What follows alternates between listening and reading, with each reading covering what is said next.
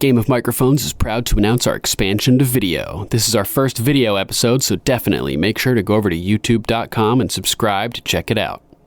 Game of Microphones is brought to you by CMG Podcasts.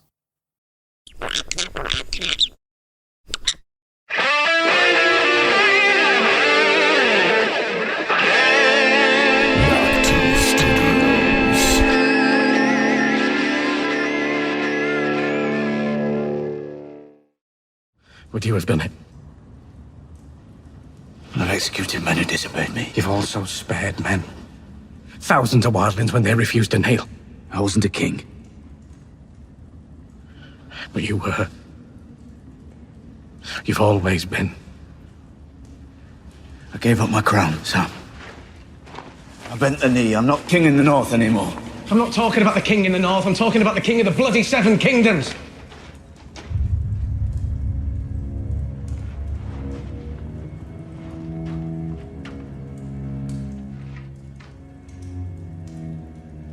Your mother was Lyanna Stark. And your father, your real father, was Rhaegar Targaryen. You've never been a bastard. You are Aegon Targaryen, true heir to the Iron Throne.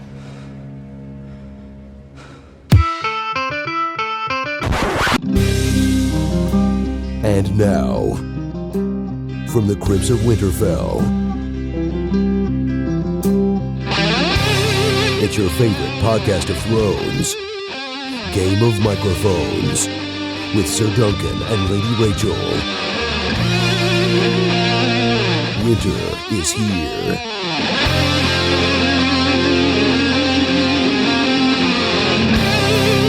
Well met, freezing southerners and stubborn northerners, and welcome to Game of Microphones. I'm Lord Sterling, Ser Duncan, Lord of Castle Sterling by the Sea.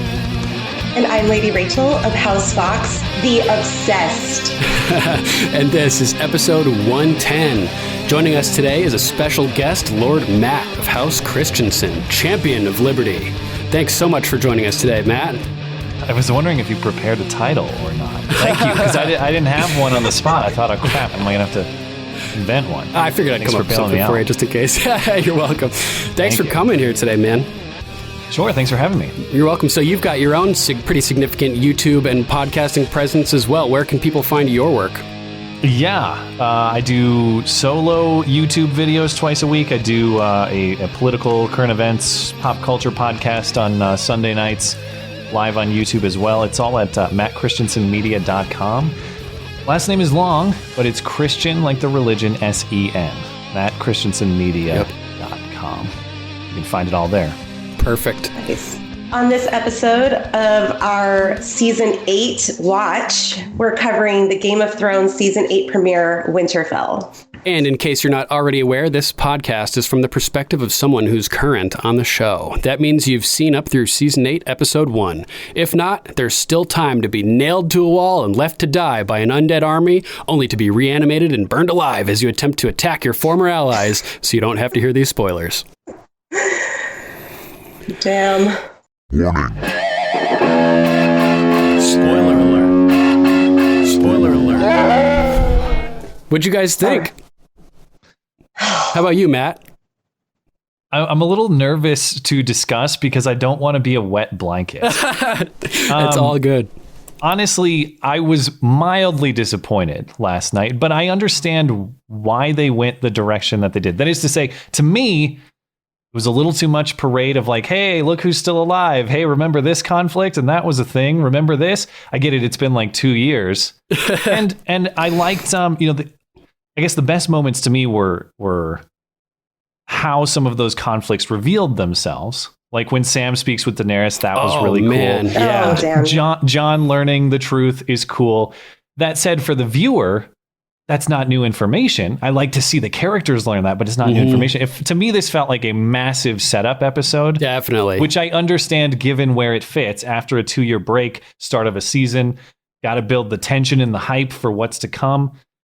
But when the credits rolled last night, I was, you had yet another, oh man, remember these people from season 1? Yeah. When he pushed him out of the window, it cuts right there. I'm thinking like, all right, it's just tension. The whole thing is just tension. And I know the next few episodes are going to be awesome. I can tell that all of these conflicts are going to have to be resolved, I know, right? They only have so much time. But that's why I was a little disappointed, is because there wasn't a ton of plot advancement. Sure. Yet. You're not the only one. I feel kind of the same way. I was kind of afraid I was going to be the wet blanket on this podcast today. So I'm glad I'm not alone in that. I totally echo. I guess my thing was I really wasn't sure what to expect for the first episode.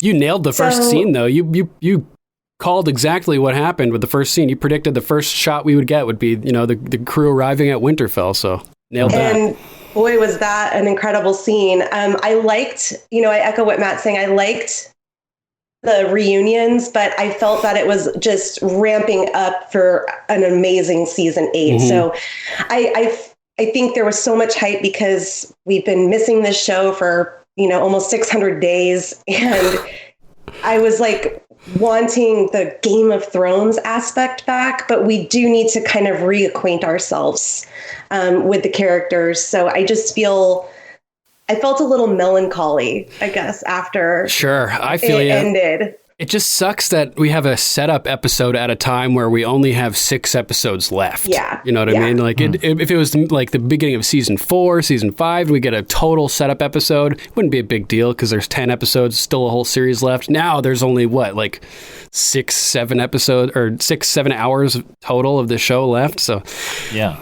But then again, big things were happening in this episode, like things that I wasn't expecting to happen until like later on in the season, like Jon riding a dragon, for instance. Oh my God, that came out of left field for sure. Yeah, I was expecting that to be sort of like a spur of the moment, like Hail Mary attempt to save the day. Jon is forced to try to mount a dragon. But no, Daenerys just tells him, hop right on. I was a little surprised about that too. Yeah. Again, I felt like, okay, this is so awesome. We're getting so much dragon content and Jon's riding a dragon, but I felt like it should come at a more like intense time, not like, oh, hey, let's just go for a joyride on our dragons. Right. It was pretty cool though. What did you think about the dragon CGI in this scene, Matt?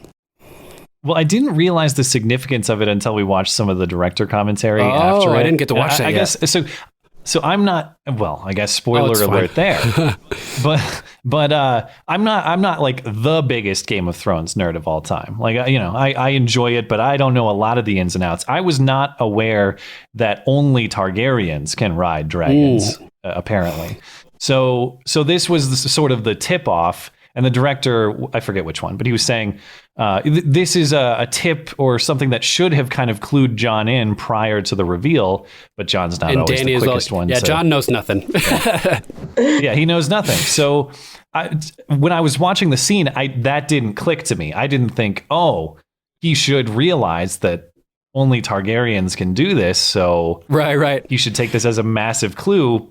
But I guess Jon was in the same position that I was, which is like, I just figued a guy can ride a dragon if he wants, as long as the dragon doesn't eat him or something. I don't think it's like I thought that too. Yeah, it's not like a law of nature that only Targaryens can ride dragons, but Targaryens with their Valyrian blood are much more easily accepted as being like allies to dragons.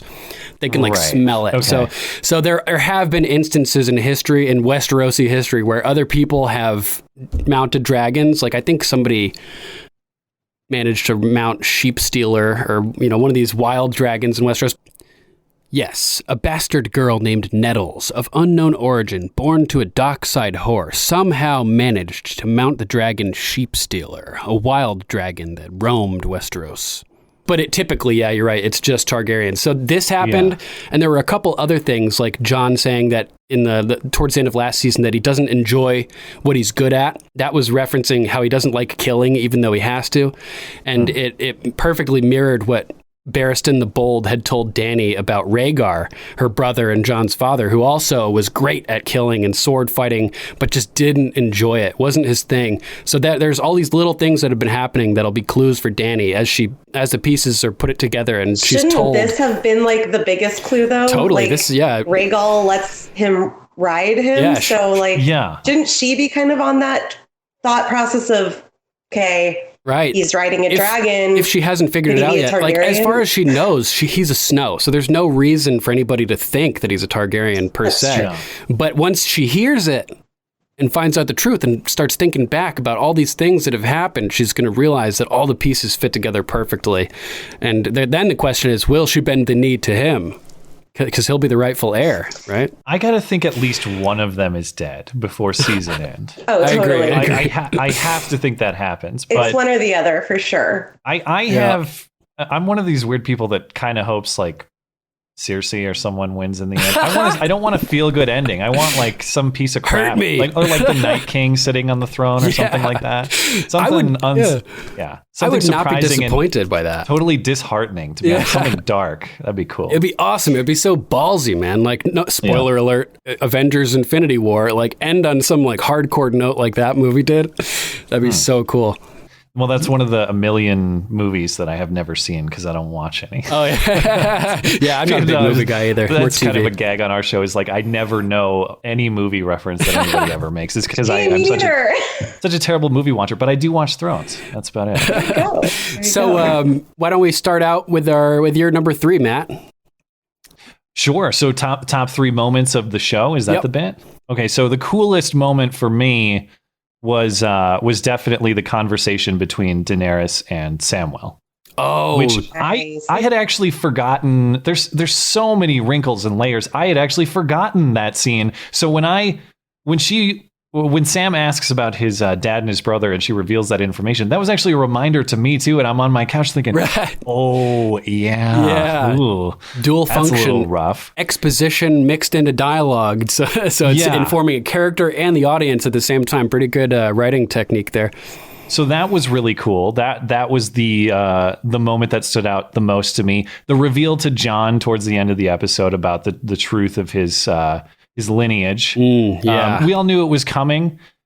I can't say that it exceeded or failed to live up to my expectations. I thought it was well performed, and I guess it was kind of cool that he learned through Samwell too. You kind of wonder how is that information going to come to him, and it was kind of nice to see that what is difficult information that he almost seems to deny for the purposes of loyalty or whatever else, loyalty to Ned and loyalty to Daenerys. Yeah, it's pretty crazy. To learn that through a trusted friend, I think was kind of cool. And then third, I actually don't even get this. Maybe you guys can explain it to me, what was going on. But what was this at the wall? What was this like thing of dismembered body parts and the screaming the kid? spiral. Like, that freaked me out when that thing started screaming and they lit it on fire. Pretty crazy, right? I don't even know what was going on there. I don't even get it. So that kid was the first kid that we saw in this episode, 7 or 8-year-old Ned Umber, who was like, he was clamoring around, climbing up to get a view of Daenerys and Jon as they're arriving.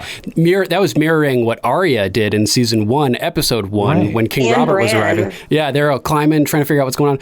So that kid gets sent north to come back with his house to Winterfell for safety, but he's intercepted because the Night King and the army breached the wall at the end of last episode. So now they've moved down, and that guy's castle, Last Hearth, is the closest castle to the wall. So that actually wasn't at the wall. Yeah. That was nearby. Yep. So Tormund, Giantsbane, and Beric, and Dolorous Ed, and those guys, they were headed south from the wall to try to retreat to Winterfell, and they're basically chasing the Night King's army, who breached the wall and are causing havoc. So they're coming upon the ruins of the havoc of the army, and they're like, oh my God. So it's super sad that we see that kid running around having a good time at the beginning of the episode, and then he's nailed to the wall at the end and set ablaze. Hopefully that's the last Ned we see die on Game of Thrones. Oh, he's also Ned, the same name? Yeah. Okay. Yes. I believe he was named after Ned Stark, if I'm not mistaken. Okay. And these like spiral symbols, we've seen these symbols from actually the very first pilot episode when the Rangers range north of the wall. They find the wildling body parts arranged in kind of like this circular, symbol with a line down the center of it. We also get the spiral pattern at the Fists of the First Men with the body parts of the horses.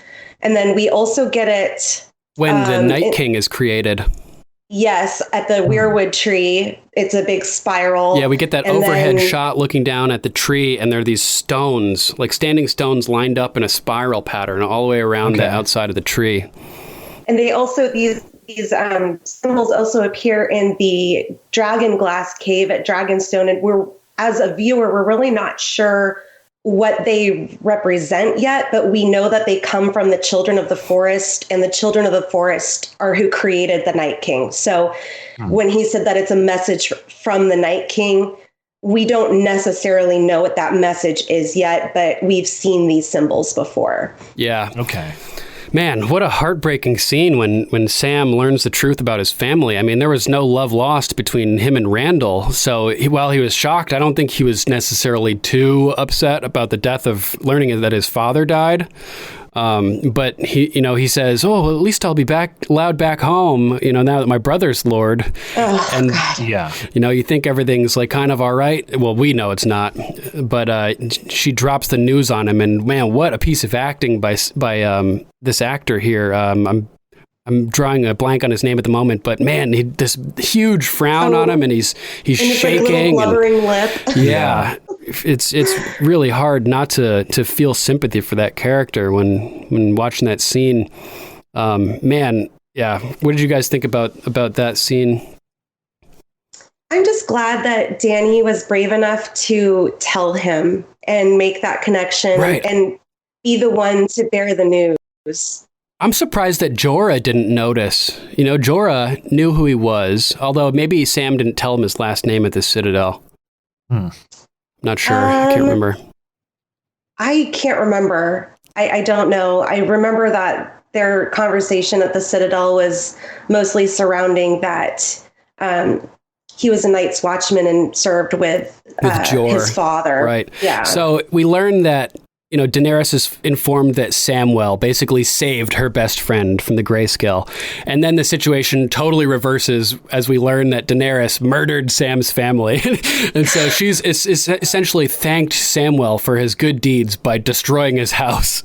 Yeah. Well, at least he gets to keep the sword that he was hoping for a pardon with. Yeah, true. I was thinking last night, what if Sam ends up being the one who has to kill Daenerys because of this?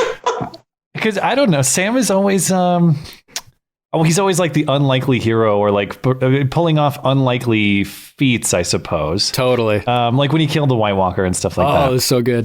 He's a self-proclaimed coward, but he really stands up in times of need. Yeah. He somehow pulls it together.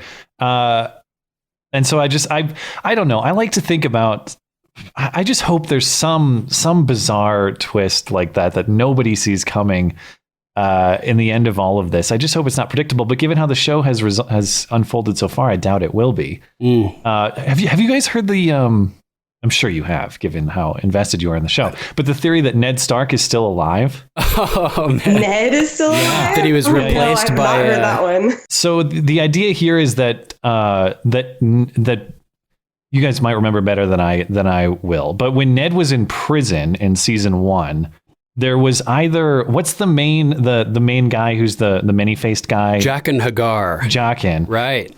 I forget if it's him or one of his many-faced guys who are in the prison with it was him. Ned.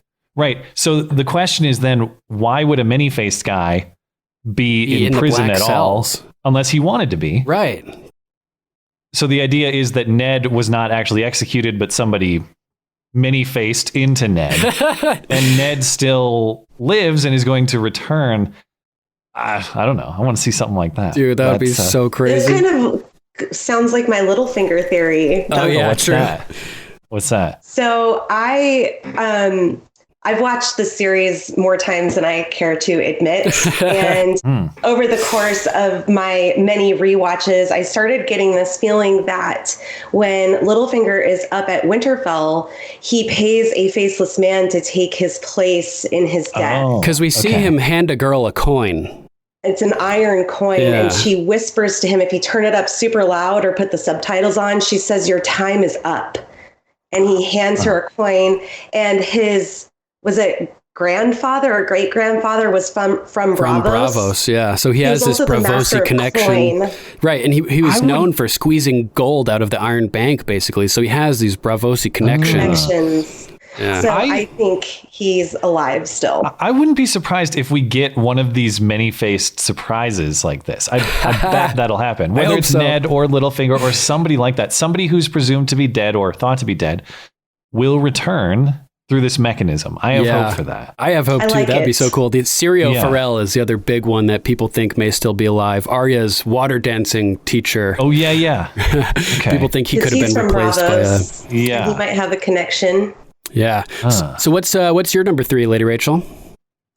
My number 3 is the opening scene with little Ned Umber. Oh, nice. Running through the forest, and I kind of dubbed it the flashback that's not a flashback. Right. It was so cool how they totally mirrored that pilot episode scene. They even have the Baratheon music playing. I know. I noticed that too. What the hell? Yeah. So it was very reminiscent of when King Robert showed up at Winterfell with, the whole Lannister and Baratheon train, and little Ned climbing the tree really reminded me of Bran climbing up the battlements at Winterfell to get a peek of the army marching in, and Jon riding in on that big black horse with the big cape and jumping off to go give Bran a hug. It just really was so reminiscent for me of the pilot episode, for sure. Nice. Yeah, it's such a great scene. I noticed the Baratheon music playing as well after having heard it repeat so many times while the Blu-ray was sitting on pause on the menu screen. But yeah, how about that new intro sequence with all the updated graphics and everything like that? What'd you guys think of that?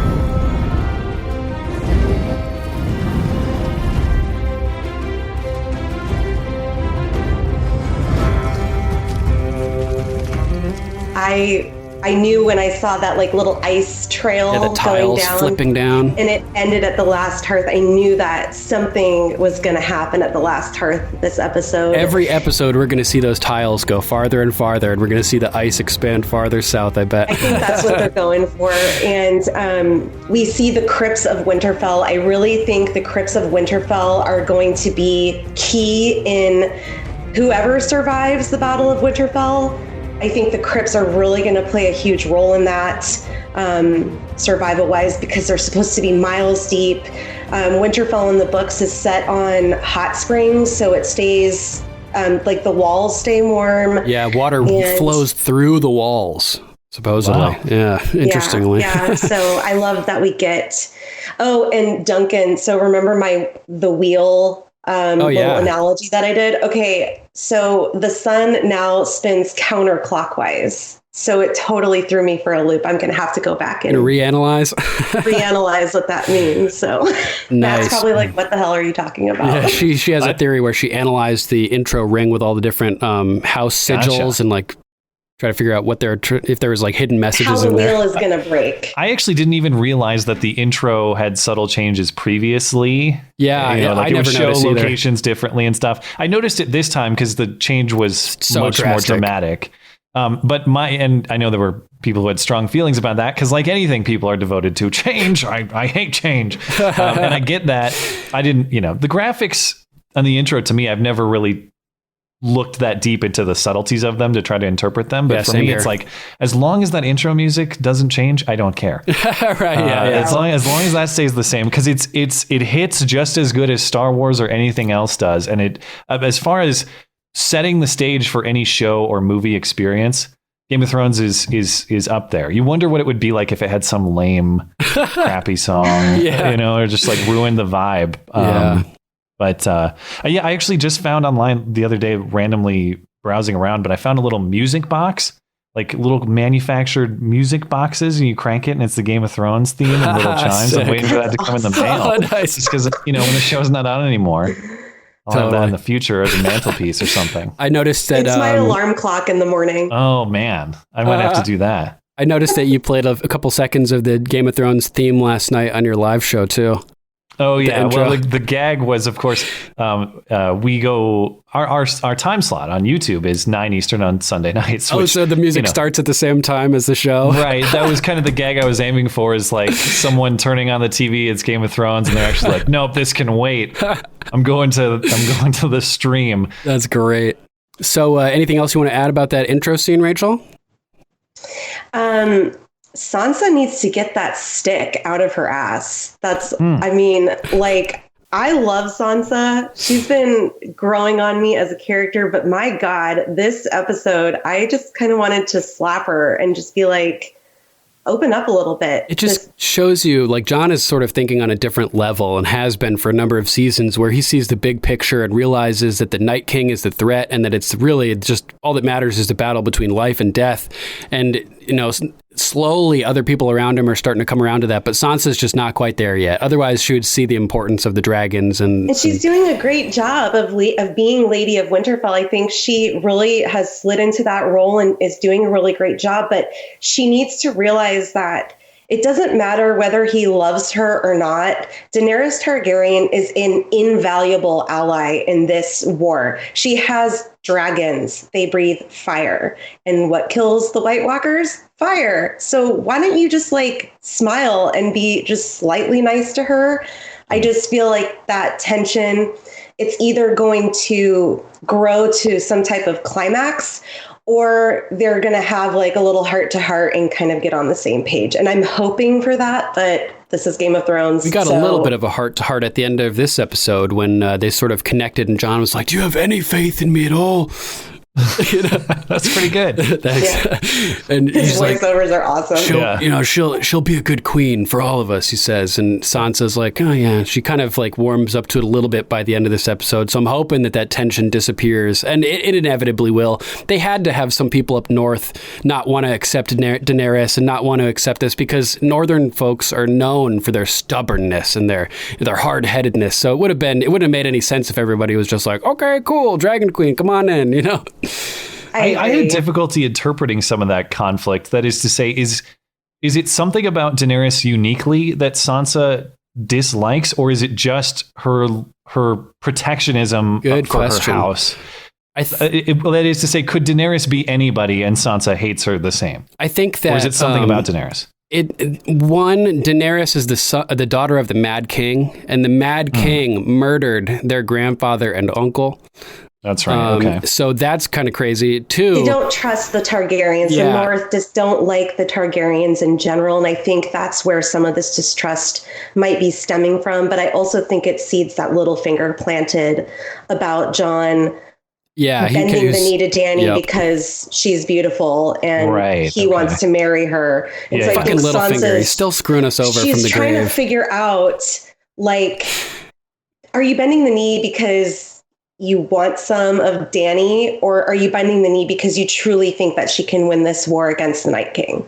Gotcha. And the North was its own kingdom. It's separate from the rest for thousands of years. And the Northern King, the last Northern King, what's his face? One of the Starks. Torrhen Stark. Yeah, he knelt to a Targaryen, to Aegon the Conqueror. So it's like a sort of history repeating itself. Finally, the Northern Kingdom gets its own autonomy and sovereignty, and then all of a sudden, this foreign ruler comes in with dragons and is like, "Fuck all you guys, we're taking us back." You know, like, so it makes sense for them to be real fucking mad. For Sansa too, it'd be, as far as I recall, I don't remember her providing a better plan. Maybe I missed that. That's kind of what's annoying, is like, I get where you're coming from, but right. You're right. It's a bad plan. What's your plan? Unless you have even the part in this episode where she's kind of bitter, like, well, I didn't plan to feed these armies, and what do dragons even eat? Like, well, good problem to have that you have dragons. Right. We'll figure out how to feed them. And the largest army in Westeros now. Yeah. These are all good problems. Yes, they pose issues about, provisions, but, I'm sure Dany's probably regretting burning up that loot train last season with all the provisions. They should have turned them north, but I mean, it could cause a problem, but I think the more immediate issue is that the Night King is like, if they're at the last hearth, they're like a day away from Winterfell. I don't know about that, but they're pretty close. A day and a half. Is that how far it is? I think so. I think it's pretty close. It was close on the map, and I don't know how to scale that opening credit is, but I think they're going to have enough provisions to last them till the war. Hopefully. I mean, it's coming. So, it's coming soon. Speaking of dragons, we get the dragons buzzing Winterfell and flying down right over the top of Winterfell as Dany arrives, and everybody's taken, just astonished with the sight. We get Arya's first glimpse of a dragon, and she smiles after seeing it go by. And then we see them flying over the battlements, and Sansa turns to watch them, and she does not smile. She is very stone-faced. She's got a poker face on. It makes it kind of hard to interpret what she's thinking, but judging on what her reactions to Dany are later in the episode, she's not too stoked about it, for sure. Yeah, dragons. I was curious, Duncan, what you thought of Dany's smile when the Northerners started kind of wigging out as the dragons flew overhead. Oh, and John's she, I told you. Looks up and smiles. Yeah, it's kind of like, haha. I felt like I'll show them who they should fear. She does instilling fear in her rivals and potential enemies, so that makes sense. We also got Arya seeing Jon and then just disappearing after she sees Sandor. I was wondering, why do you guys think that Arya wasn't there to greet Jon when he finally arrived? I mean, those two are like two peas in a pod. He made her needle, and they just had such a close bond. It was surprising that Arya wasn't there when he got off the horse. I personally think she wanted their reunion to be private. Yeah, it makes sense. And it could have been clouded by drama if the Hound was there and, that they're being reunited at the same time. That's kind of what I was thinking. Yeah, I'd forgotten about that too. There were so many of those moments in this episode of hey, I remember you. Oh, yeah, you. Yeah.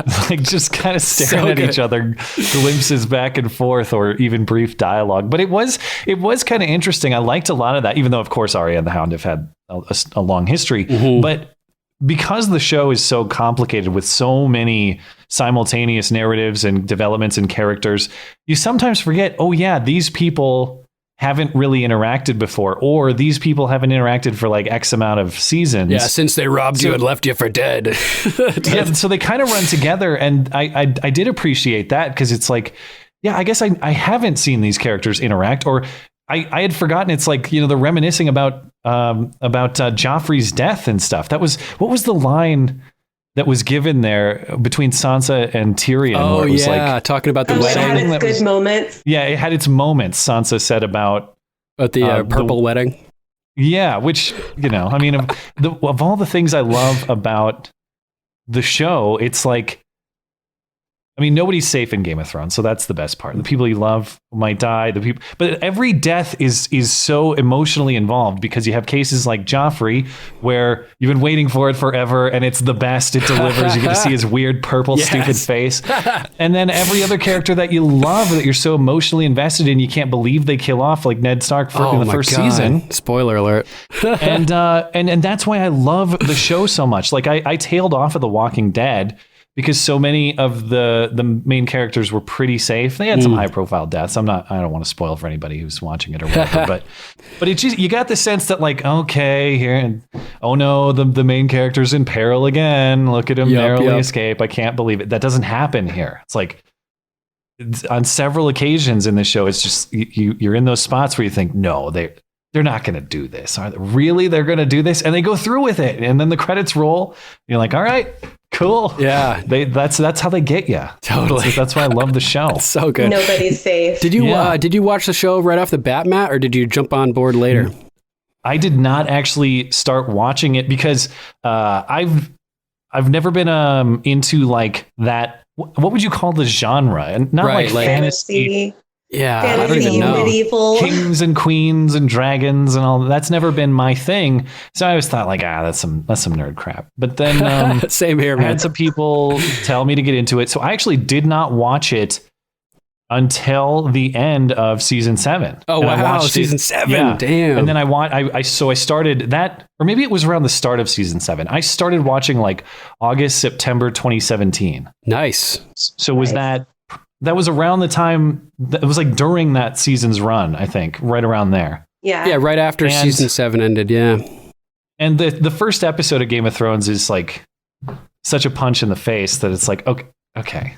Really? Because I had no spoilers. I mean, I knew that incest was a thing in the show and stuff, but I guess I just didn't expect such immediate exposure to such adult themes. Let's put it that way. Hilarious. Unbelievable. For sure. And so it's like, all right. I mean, okay, I can get into this. And I mean, you know how it goes. For me, I actually get very bored with TV generally. I'm not a binge watcher because there's so little that captures my attention that much that I can't stop watching it. I get bored.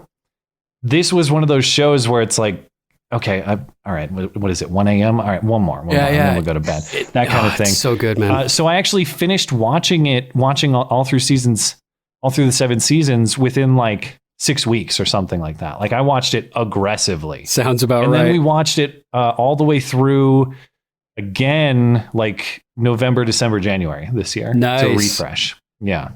And that was really fun because I watched it with someone. I didn't catch all the episodes, but most of them, probably like 3/4, with someone who was new to the series. Oh, that's always so much fun. That was the best because I know what's going to happen, and I'm trying not to spoil, but I'm sitting there kind of like with the grin on my face, especially for the Red Wedding and stuff. Like, oh, you like that Rob Stark, do you? That's the best. All right. Enjoy that character. Subtle comments beforehand, like, "Oh man, I bet he's going to be in the end game." You know, like when I'm watching with somebody, I'll say things to throw them off of what's going to happen. I'll be like, "Dude, just wait till season 7 with Rob Stark," or something like. It is fun when you're watching with someone like that, and you try to,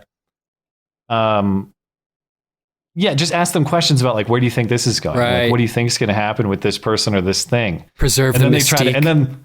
And then they try to have that internal battle in their head where they can't decide if they want to know or they don't. Like they want the spoiler or they don't, and that's always really fun. So totally.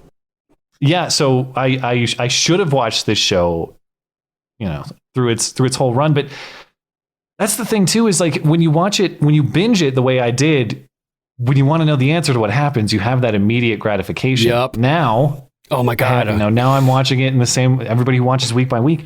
It's like, I'm really thirsty for I couldn't sleep last night. I watched it twice last night. Oh, you watched it through twice? I did. I watched it with my husband, and he called out some things. Like, he immediately called out who Bran was waiting for. Oh, nice. And I was like, oh my God. That was crazy. So cool. Yeah. I was like, an old friend, huh? I wonder what he's talking about. Yeah. And I mean, should have known. It's so obvious. Podcasting earlier today than usual, so I wasn't sure if I was going to have a chance to like rewatch it before we got on today.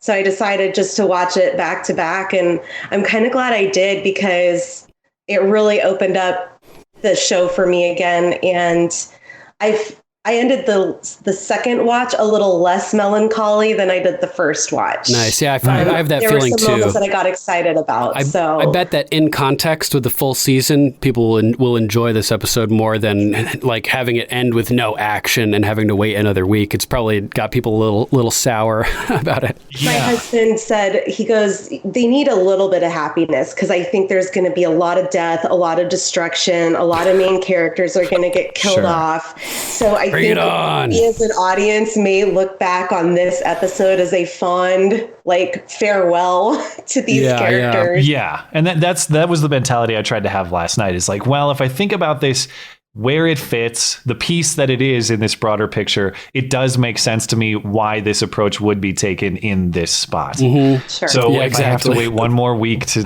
have there weren't a lot of jaw droppers, and you're expecting jaw droppers that didn't necessarily happen this week, but I know that they must happen in the coming weeks. So I'm not that bummed about it. Yeah, typically with like a season premiere, you're expecting something big and flashy, and instead they decided to give us like the emotional payoff that we've been waiting for so long for all these scenarios. The Hound and Arya being reunited, all these different cool things. Duncan, how did you feel about their reuniting? Because I know that you love these two as a duo. I thought it was perfect, man. I did too, but I thought Arya was a little bit colder to him than I thought she would. I think he was going to be warm with her, a little as warm as the Hound can be. Right. But she just cold shouldered him, like the whole interaction. I think she's like kind of accentuating how cold she is, so she can like show off the Hound like how far she's come. That she's a badass. Yeah, and I think that he's like, you are a cold bitch, aren't you? And I feel like when he said that, he was basically complimenting her, like, oh, I did a good job with our months together on the road. I thought he felt proud with how tough she is. That was pretty cool. Yeah. What did you think, Matt? What was your favorite reunion of characters this episode? Actually, the very end, the Bran Jaime, the glance. I'm like, oh yeah, I forgot it. The moment that like made me decide this show was for me. Yeah, because if I'm not mistaken, there's been no encounter between those two since, right? Yeah, that's not ever happened. Yep. Same with Arya and Jon too. They haven't seen each other since the pilot episode. So yeah, like that. And these huge things. That singular instance has spawned so many. Like it's at the center of so much of the show's storylines. Yeah. Like this one instance of pushing the kid out the window. Amazing. Wow. Yeah, And of course, this episode basically had no Jaime Lannister at all. He just kind of shows up looking like he has some kind of Bieber haircut, by the way. We were commenting on that. It's like, what is this? He looks like he was a Beatles member or something like that. And then he sees Bran. But that was also why that was cool. There's pretty much no Jaime Lannister until he shows up and just has this kind of eye glance back and forth with Bran Stark. Epic stare down too. Like, oh my, and the look on Jaime's face. Oh my God. What a performance there. Wow. I was amazed at all the emotion that he was managing to capture with just that stare. And the moment where he like turns around and pulls his hood off, it sort of reminded me of the reveal of Luke Skywalker in Star Wars Episode 7 right at the end. He turns around with a hood and does the same thing. Maybe it was a slight homage to that. That's one thing we like doing, is pointing out homages to other shows and movies that we can find. Is that common in Game of Thrones? I guess I haven't noticed a ton of them, but as I said, I'm not the biggest movie buff to know what might be a nod and what wouldn't be. Yeah, there's been a bunch, yeah, definitely. Like there was one where Stannis tells Jon... Jon tells Stannis, I was told to keep your enemies close. And Stannis is like, he's like, whoever said that didn't have many enemies. So that's like a Godfather reference. Keep your friends close, your enemies closer. Oh, I see. Type thing. I hate to be abrupt, but I'll have to call it very soon here. That's all good, my friend. No, we totally understand. We're just excited to have you on. Sure, this was fun. I mean, this was really cool. I don't get opportunities to talk about this kind of stuff very much. So nice. So that's much appreciated. Well, open door, man. Thanks for having me. Absolutely. And like you, I thought it was a fucking nerdy ass show too, But now look at me, I got fucking swords everywhere and shit, like swords and maps and all kinds of crap. If I can ask one question too before I hop off, if it's not inappropriate, anything what are you guys planning to do when the show is over? We're going to cover the spin-off series. There is going to be a spin-off series. Yeah, one is already in production. It's going to be about the previous Long Night. So the first time the White Walkers came. That should be really exciting. We're looking forward to doing that. We're talking about doing a chapter-by-chapter book coverage too, and just going through all the books. It would take like 6-7 years probably, but it would at least... So it doesn't mean the end of your show, though. You don't have to stop when the show ends. We're going to keep going. All right. Well, thanks, guys. I appreciate it very much. You are welcome. Sounds good, man. You're welcome back anytime, dude. Sure. Appreciate it. All right. Nice meeting you, man. So let's talk for just another split second about Jaime arriving at Winterfell. Yes. Man, after all of the anticipation for the years leading up to this moment, it was fantastic to see that look. And out of all the epic stare downs that we've seen on this show, like Tyrion and Tywin during the trial, or Jon and the Night King at Hard Home, this is right up there, man, with those ones. What do you agree? What do you think? I totally agree. And again, I'm going to echo my sentiment of sometimes the wordless scenes in this series are always the most impactful for me personally. Great point. There was nothing said between the two of them. It was just their looks. And Nikolai Coster-Waldau just nailed it. I mean, absolutely nailed that performance. He's just kind of scanning Winterfell. It's been almost a decade, or, I guess in our world, it's been almost a decade since he's been to Winterfell, but he's kind of looking around and smiling. He was smiling when he looked around Winterfell. Yeah.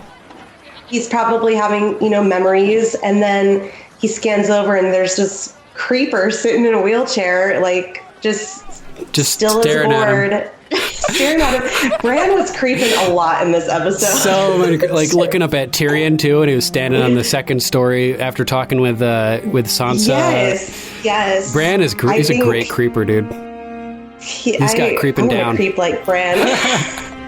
Lurk like Arya, creep like Bran. Dude, I like it. That's great. Yeah, man. And so that smile, as he smiles when he looks around Winterfell, reading into that, it could have some interesting implications. It could be like a relief that finally he feels like, remember what Theon said to Jon about every step you take is the right step, I think maybe Jaime feels like he's finally starting to take the right steps again, and now he's on the side of the good, the on the side of life, standing with people that he loves, like Tyrion, for a cause that he believes in. I feel like he feels like he's on his path and he's doing good at this point, which makes me worried about him.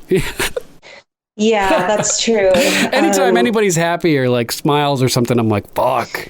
Well, that whole idea is, I feel, what this entire episode embodies is people are a little, except for Sansa, who's pissed because she's just being a sister and, her brother's in love kind of thing. But I really feel like, Dany and Jon going on a dragon joyride through these canyons and making out in front of a waterfall. Like the Aladdin music starts playing as they're like, it's like, I love it as a viewer. I of course want to see dragons. We got so much screen time of dragons this episode, which I loved, but I feel that was kind of like their farewell. There's not going to be another moment in this series that they're going to have a happy moment together, in my opinion.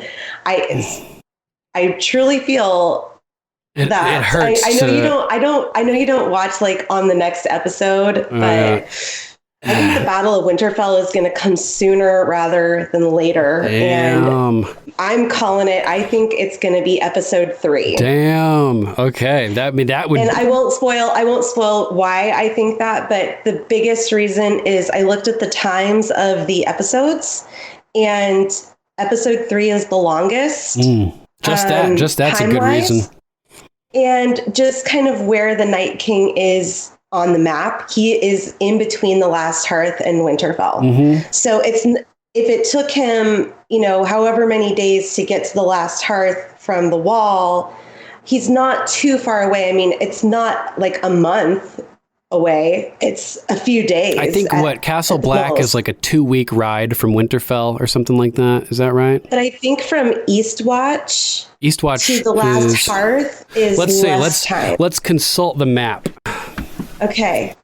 Where's the Last Hearth? Last Hearth. Actually, yeah. Last Hearth is like just under halfway from Castle Black to Winterfell. Yeah. So the Night King is in between the Last Hearth and Winterfell. Oh man. So it's like a little bit of space. So that's what I'm saying. I think they're only a few days away. Yeah, I think you're right. That's fucking hardcore.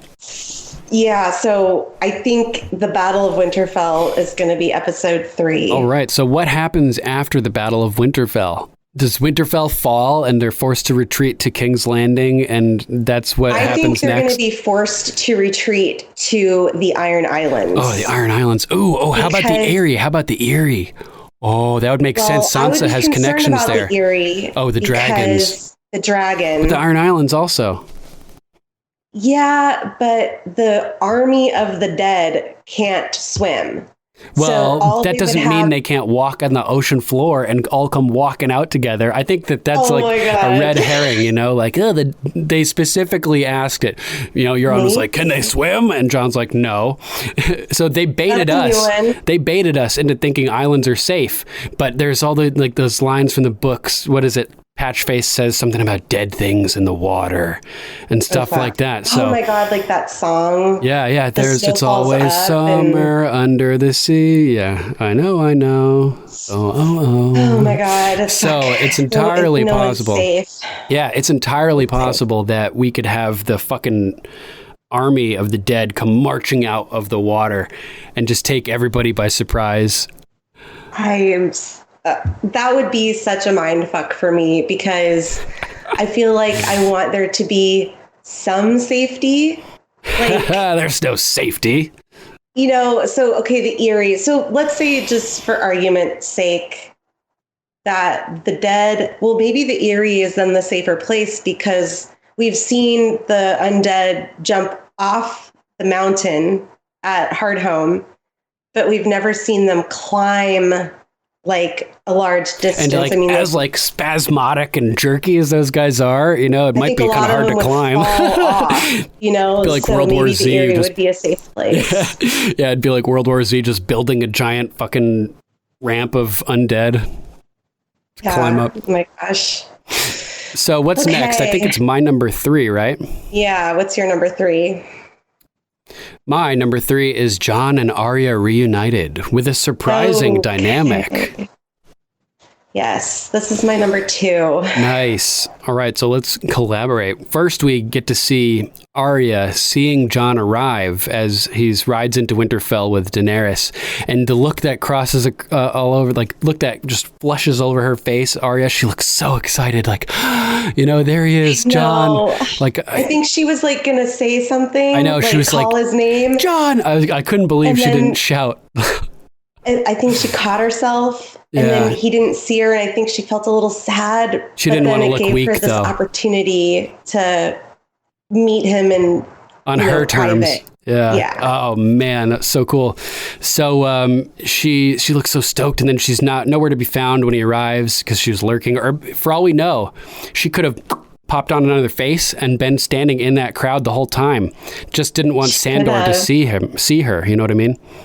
I also love, because in the pilot episode, Lady Stark, Catelyn, she looks around at all of her children. She goes, "Where's Arya?" Oh, yeah. Because she wasn't around, and then she shows up with that like funky ass helmet on. Love it. Yeah, we sort of got a good portion of that first arrival from her perspective, you know, so I thought that mirrored getting it from young Ned Umber's perspective kind of this time, which was really cool. Yeah. So, and you know, Sansa being the Lady of Winterfell now, she's lurking somewhere. You know, like, who knows where Arya is? She's always lurking. And she is too. You have a lurker and a creeper. And a brooder or moper would be Jon, right? Yeah, totally. So we get Jon brooding in the Godswood first, which we're about to talk about. We get him brooding in the crypts later too. But first he's brooding in the Godswood, just standing sullen, just looking at the hot tree, you know, and thinking of his dad. Yeah, thinking about his dad, probably. That's what I was thinking too. And so Arya just appears behind him, and he thought like he should have heard her walk up, you know, because it's snowy. You'd hear the feet on the ground and everything. So he's like, "How did you sneak up on me?" And she says, "How did you survive a knife through the heart?" Right? And oh my God, both by magic. Yeah, because Arya is using like this faceless man magic, and Jon was like revived by the Lord of Light with his magic potentially. So it's just kind of cool that they both have these sort of like supernatural things that have occurred to them or are still occurring. And I like that. And he says, "I didn't survive the knife through the heart." So he's totally honest with her. And at this point, they're like standing a good like 20 feet apart from each other. Yeah. But they just rush each other and like can't hold back anymore, and they embrace, and Arya like presses her head up against his, you know, his neck face. And oh my gosh, both of their faces literally is like crying. I swear. I think Kit Harington's actually crying in that scene. Probably. I mean, like, good actor, so it would fit. And like, just they had such a close relationship. And one of the first things he does is he looks down and sees Needle, and he's like, "You still have it? And have you ever used it?" And she says its name, Needle. Yeah, once or twice. And she kind of like, gives like a look like she's not happy about having had to use Needle. Which I think is a good sign for her character, indicating that she's not like a total psychopath, that she's feeling remorse for that stable boy that she stuck with Needle through the gut when he threatened to bring her to Cersei. So, I don't think she feels guilty about Polliver because she got him right through the throat. Yeah, she had a choice there. She didn't have to do that. had a lot of deaths, though, with Needle specifically. She's used other means to kill people, but Needle has been sparsely used in her assassins. I think we're going to get more of it. Yeah, you're right. And we'll probably get more of it this year, I'm hoping. It's like Chekhov's needle, we'll say. They show it to us in the first episode. We got to expect it to be used later on. So speaking of Needle, I took note that Jon basically effectively saved Arya's life and enabled her whole journey to find herself and on her pathway to become a faceless man or woman in this case by having Needle forged in the first place. You know what I mean? Nice. So I like it. So he has Needle forged, which is what she used to escape King's Landing. She wouldn't have survived without it, and then, or at least not escaped. And I thought it was sort of a very Ned action of Jon to even have the blade made in the first place. And actually, Jon was sort of even leading the way with this whole thing. And Ned only realized that Jon was right later and decided to arrange for Arya's water dancing lessons. You know what I mean? So it's true. Yeah. So it's like Jon was even like ahead of Ned with certain things. He was the catalyst to her reason for being. Yeah, it's so cool, man. So cool. But she looks at the hilt of oh my god, why am I blanking on his sword's name? Oh, Longclaw. Yeah, she's like, ooh, look at that. Like she sees the hilt and everything. Pulls it out and hands it to her, and you know how they always have that sound effect, like shing. There's no metal on like the part of the sword where you put like in this, like at the mouth of the scabbard or something. Yeah, you don't want to scratch your blade up, right? So it's like probably totally silent when you draw a sword like that. Or a different sound. Yeah, but I love how they always do that on TV shows or things like that. Just doesn't make any sense, but it's awesome at the same time. It's like my pet peeve of when they make horses like neigh and whinny. Oh, right, exactly. Like areas that they shouldn't even be they'd like just be making chilling. any sound. Yeah, they just. It drives me crazy. So funny. So he busts out the Valyrian steel and she's like, "Ooh, Valyrian steel, right?" And he's like, "Jealous." And I was it's a little too heavy for me. Yeah, like I have a lighter one. I'm surprised she didn't bust out hers at the same time too. Like, you know what I mean? I know. So Jon's like, "Where the fuck were you?" And same thing I'm thinking. That made me think maybe she was there with a different face, but she just couldn't reveal herself at that point. And this is where the scene starts to get interesting. Jon's like, "I could have used your help with Sansa. She's still acting crazy, And she thinks she's smarter than everyone. And Arya stands up for Sansa big time here. I was so shocked. Whoa, when she said know. Me too. I was completely surprised. She's the smartest person I've ever met. It's like, what the fuck? Sansa? And Jon is like, now you're defending her. But she has a good point. Like, she's defending our family, and so is Sansa. And Jon's like, I'm her family too. And she gives him a big hug and whispers this here, "Don't forget that. Don't forget that." That was like the most, my God. That was the most shocking moment of the whole episode for me. So I was wondering, do you think maybe Bran told his sisters about Jon's little secret? And she's like saying in that moment, gotta be. Don't forget that you are still family. Has to be. You're still related to us, even though you're going to find out at the end of this episode that you're a Targaryen. Yeah, you nailed that. I back that theory. They have to all know, and she knows that it's not her responsibility to tell him because she's not the one that discovered it.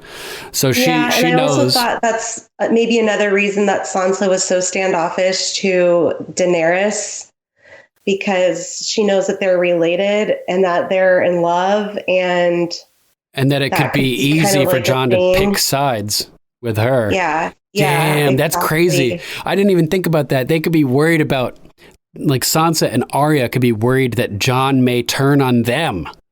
Yeah. Which is mind-blowing. I just got that feeling of, like, the way she said, don't forget that, like, you're going to find out very soon here that we're not brother and sister anymore, but we are still cousins. You know, it's like, we're still family.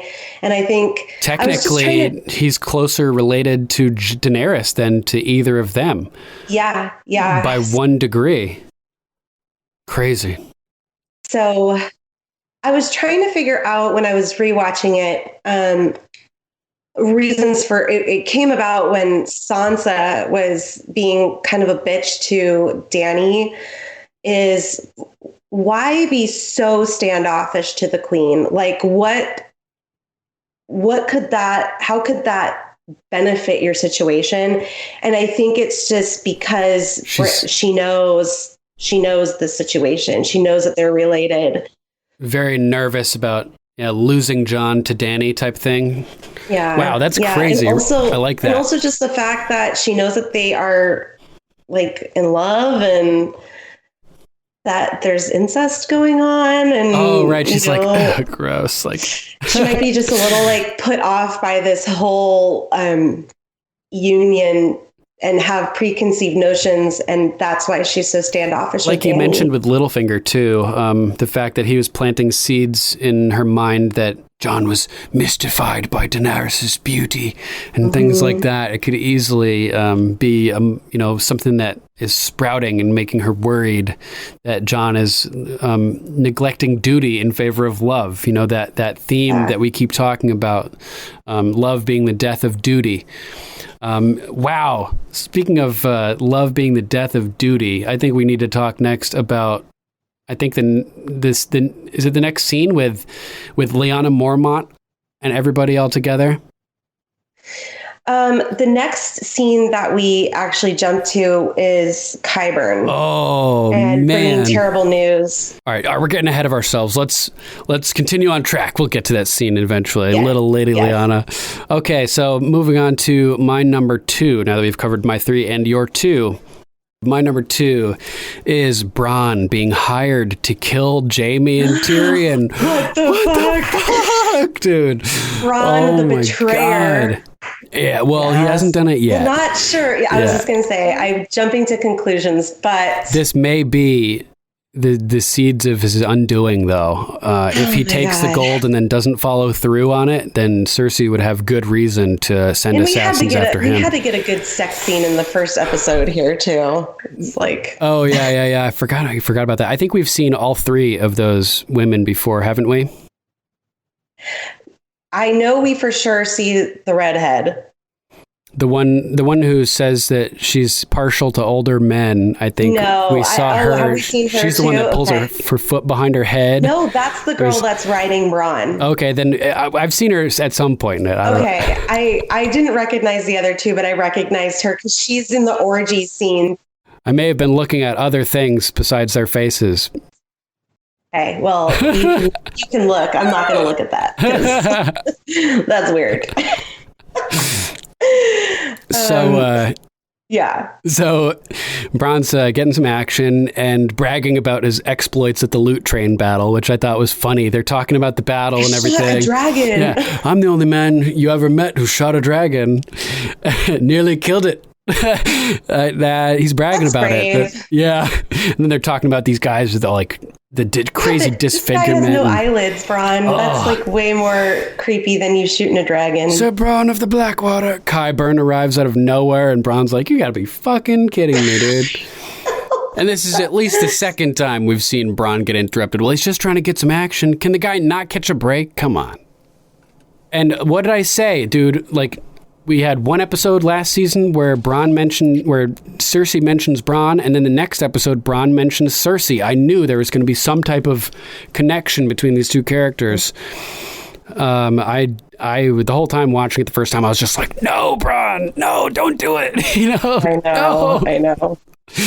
Oh man. So he immediately, Qyburn is trying to turn Bronn against Jaime and Tyrion. The first thing he says, other than "poor girl, the pox will take her within the year," Bronn spits out his drink. I'm sorry. Which one? Which one? I want to know which one to avoid in the future. So he points out, Qyburn says that the Queen's brothers made promises to you and broke them, immediately trying to turn Bronn against them.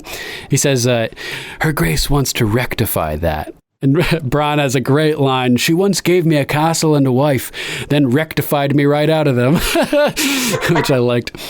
And he points out, no, technically that was Sir Jaime's doing. And which it was. That's fair. Queen Cersei, when she wants something, she pays in advance. And in this case, there's a wagon with multiple chests of gold in it out there. And I'm just like, oh my God, like it's so tempting. And I'm like, don't do it, Bronn, don't do it. And he assumes she wants somebody dead, but can't send her soldiers. And so we should be thinking, oh man, it's got to be another Lannister, right? So Qyburn, the Queen's brothers are unlikely to survive their northern adventures, which is true. But even in the off chance that they do, Cersei is still willing to throw down gold just on the chance that they survive to make sure that they get executed. And she has a keen sense of poetic justice as he retrieves a crossbow and holds it up. I think it's the crossbow that Joffrey's? Tyrion used. Oh. No, that Tyrion used to kill Tywin. Wasn't that Joffrey's crossbow, though? Oh, was it? Yeah, I think so. Okay. The gilded, all the ornate. Oh, yeah, the one that you have. Wait. Yeah, it's got the crank on the lever on it and stuff. No, because Joffrey's, you didn't have the crank. Joffrey's, you had the crank to make it easier. Yeah, okay, yeah. That's right. You're right. So maybe it is Joffrey's bow. Oh man, I never realized that when Tyrion used it to kill Tywin that it could have been Joffrey's bow. Yeah, because we get that shot of looking right down the barrel of the crossbow, and it's got that ornate gilded lion right at the tip where the bolt comes out. So this is a poetic bow in more ways than one. It was her son's bow, then it was used to kill her father, and now she wants to kill her traitor brothers with it. Exactly. And Bronn's that fucking family. Yeah, Bronn's reaction. So good, man. You can always count on Bronn to have some amazing lines. And I'm like, run away, Bronn, just go. And at this point, Qyburn starts to stick up for Cersei, saying that even after he was expelled from the Citadel, she's rewarded him handsomely for serving her and serving her well. He thought he would die poor and alone, but look at him. Hand of the queen, right? And so he's like, what would she do for the man who rid her of her treasonous brothers? And I'm like, oh my God. It's like, and he holds out the crossbow, and Bronn slowly takes it as taking the crossbow is sort of like it's saying, I accept the contract. An agreement. Yeah. So I'm like, fuck, man, what good is that gold gonna do when the dead come and kill everybody? What whores are you even gonna be paying for at that point? Everybody's gonna be dead, dude. I'm like, dude. So do you think this means that Bronn is going to head north?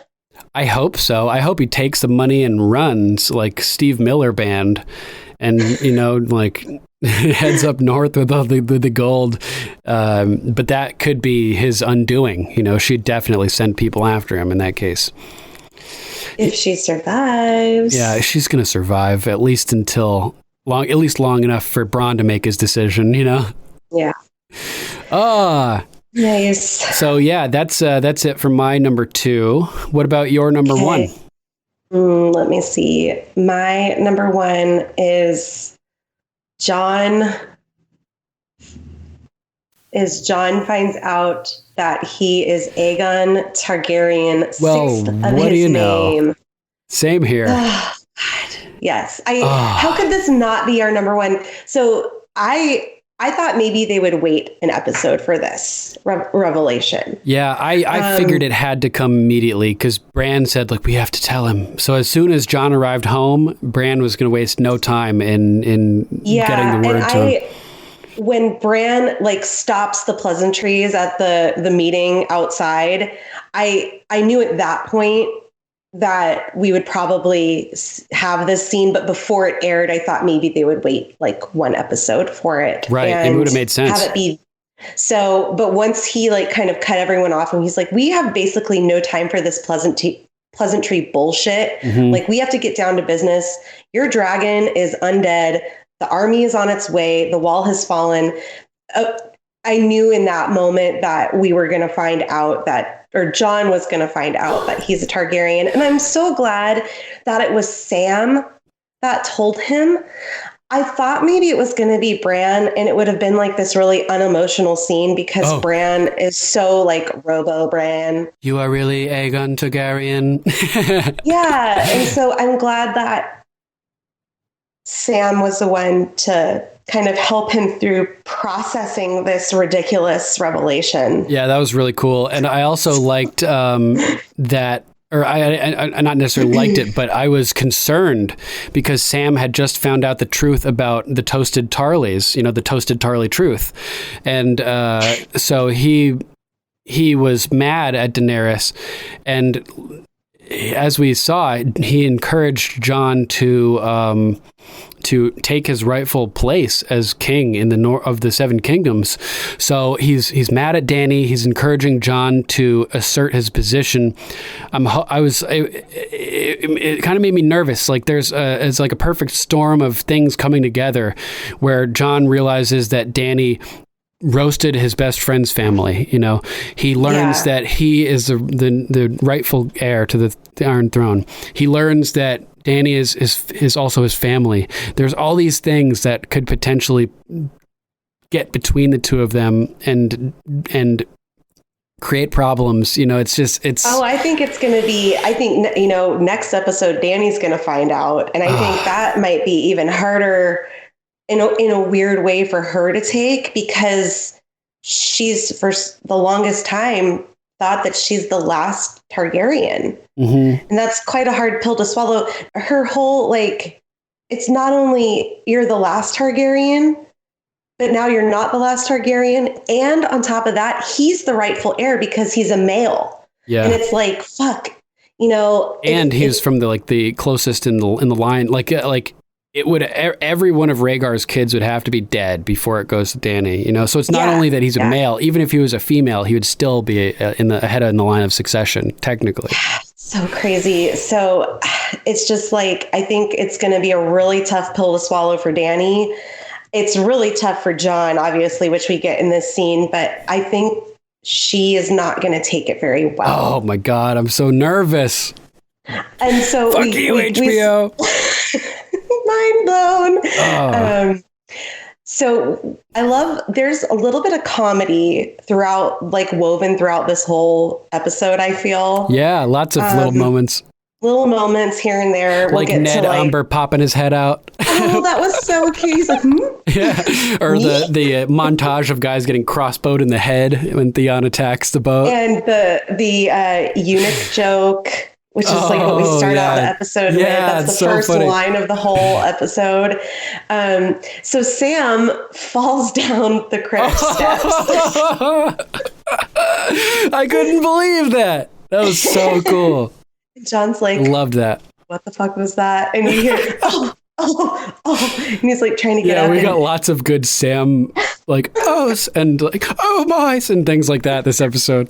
When he almost gets hit by that horse and carriage right after he finds out the toasted Tarley truth and is walking down the steps. He's freaks out. Oh. So, Jon runs up and, first Sam's like, I'm sorry, I really shouldn't be down here. And Jon's like, fuck, whatever. Come over, give me a hug. What the hell are you doing here? You're in Winterfell. Did you read all the books? What's up? Why are you here? And he sees that Sam has been crying. There is a little tear still left on his face. He's definitely been, he looks pretty upset. Mm-hmm. It's sad. So John's like, well, were you hiding from me? You're in Winterfell. Yeah, and so he asks about Gilly because I think he sees that Sam is fucked distressed. up, right? And he's like going down the Gilly list of like okay? the Is most little- important little things. Sam, and he goes, "You don't know, do you?" And John's kind of like, "Fill me in." Daenerys, she executed my father and my brother. They were her prisoners. She didn't tell you, and John's like, because it doesn't seem like her character from his perspective of Dany yet. He knew that she flew down and roasted a bunch of people, but I don't think John realized that she actually like publicly executed people. It wasn't just like flying and killing soldiers and people exploding. This was like a targeted. The word execute to me is a little bit more like personal than just flat out killing at random in a war setting. I mean, what is she going to do though? They took up arms against her. You know what I mean? No, like, I totally get it. So like Sam has to even understand on some level.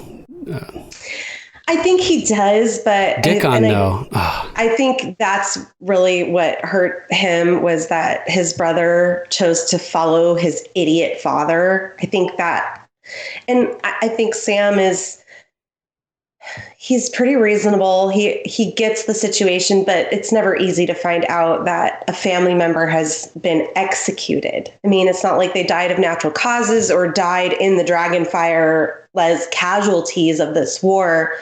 She flat out burned them alive, which she had every right to do. She gave him a choice. And I think Sam will come to realize that, but he's kind of surprising John with this information. I don't think John realized that she like publicly executed people in that. So and he's kind of blindly in love with her right now. And sure. Maybe surprised that she had it in her to do that. Yeah, I mean, it's definitely also not her first time of doing this. Think about the guy who was like her close advisor, one of the slaves who was freed from Astapor, I think. Yeah, and or maybe he was one of the Marinese. Actually, he was one of the Marinese. And after he's freed, he ends up advising her in Meereen. And yeah, he killed that son of the Harpy when he was in. Massima or something like that. Massimo, something. Massima, something like that. Yeah. And she please. She had Dario lop his head off in front of the crowd, and remember they all reacted hissing at her. Oh, that was creepy. And John apologizes on her behalf. Actually, he's like, right. I'm so sorry, but we need to end this war. Yeah, he's like justifying it while apologizing at the same time.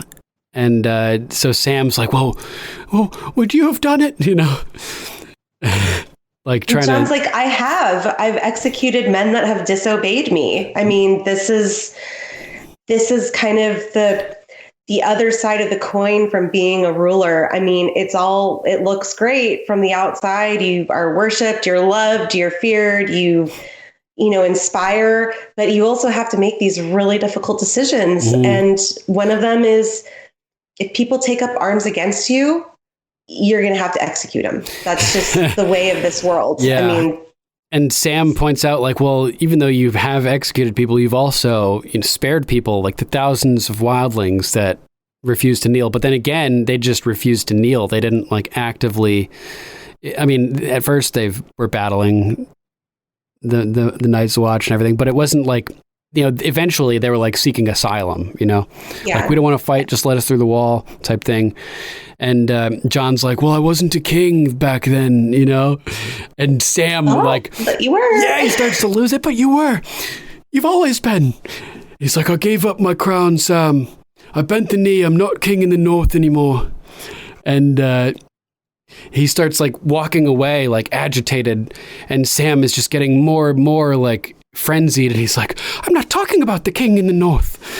I'm talking about the king of the bloody seven kingdoms. Oh my God. And John stops like in his tracks. Yeah, stops dead. What are you talking about? Yeah, exactly. And just like in his mind, he's like, what the fuck are you talking about? But he stays standing there, and Sam continues, Bran and I worked it out. He had I had a High Septon's diary. He had whatever he has. Whatever he has. Something. He can download data anytime he wants. That Bran computer syndrome. And he's connected to that Wi-Fi. So Jon he turns around and starts walking back towards Sam, and he's like, "What are you talking about?" Right? And Sam just tells him as plain as day, "Your mother was Lyanna Stark.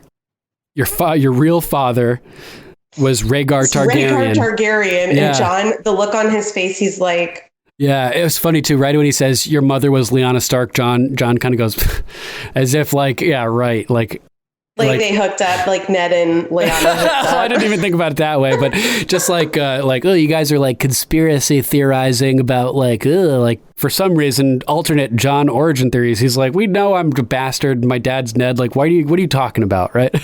And he goes never on. Been a bastard. Yeah. He's like, oh my God, your real father was Rhaegar Targaryen. You've never been a bastard. You're Aegon Targaryen, true heir to the Iron Throne. And okay, think about that. Your whole life, you have been known as Duncan McPherson, and someone who is really close to you, like a best friend, all of a sudden drops this bomb on you that you're not even who you thought you were. Like, I know exactly what I'd say. Kneel, bitch. No, I'm just kidding.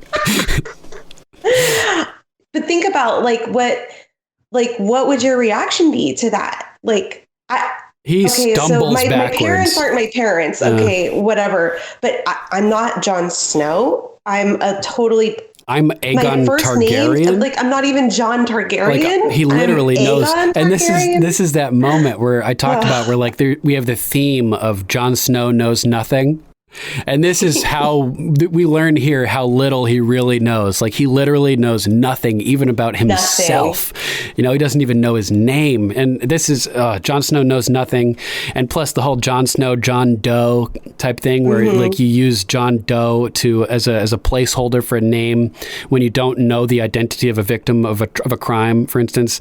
So it's perfect, knowing nothing, and also the John Doe hint, like combining those two together. Like, I don't know. It's just so funny seeing him learn the truth and realize how little he knows about everything. So he's like, Sam's like, I know, I'm sorry. I know it's a lot to Jon take in. Is speechless. And he kind of like stands there just aghast. And he has that reaction. What Sam's even? Like, I'm sorry. Yeah, I know it's a lot. And then he starts walking towards Sam, and Sam's like, whoop. Yeah, he gets all freaked out for a second. He doesn't know how he's... shoot the messenger. Yeah, that's so funny. And he sort of reacts just like I was worried he would. You know, when he learns that Ned lied to him, like this figure who he's idolized, like could instantly transform into somebody who's betrayed him horribly in his mind, you know?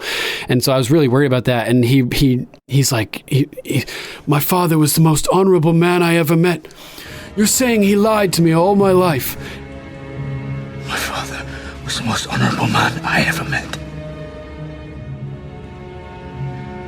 You said he lied to me all my life. Your father, Ned Stark, he promised your mother he'd always protect you. And he did. Robert would have murdered you if he knew. I think it's funny that Sam says no here because... Yeah, he smooths it out amazingly. You know, it's like, well, okay, time out. Your father, Ned Stark, he promised your mother that he would protect you. Robert would have murdered you. Yeah. If anyone knew who you really were. Promise me, Ned. Yeah, and so... Oh, my God. And I think that's crazy. It's the best thing that he could have said. You know, the only reason he didn't tell you is because he promised your mother, you know, and it just it's just another example of him being honorable, you know. Yeah. So that makes Jon pause. He never I guess he lied in the fact that he told Jon that he was his father, but that lie was there to protect Jon from Robert. Yeah, so and he had to. He had to have some origin. It was his duty because he promised to Lyanna to keep him safe, and that was really the only way that he could do it. And he even tainted his own name to have a bastard. Honorable Ned Stark has a bastard son. I mean, he was dishonorable to his wife and the promise that they made.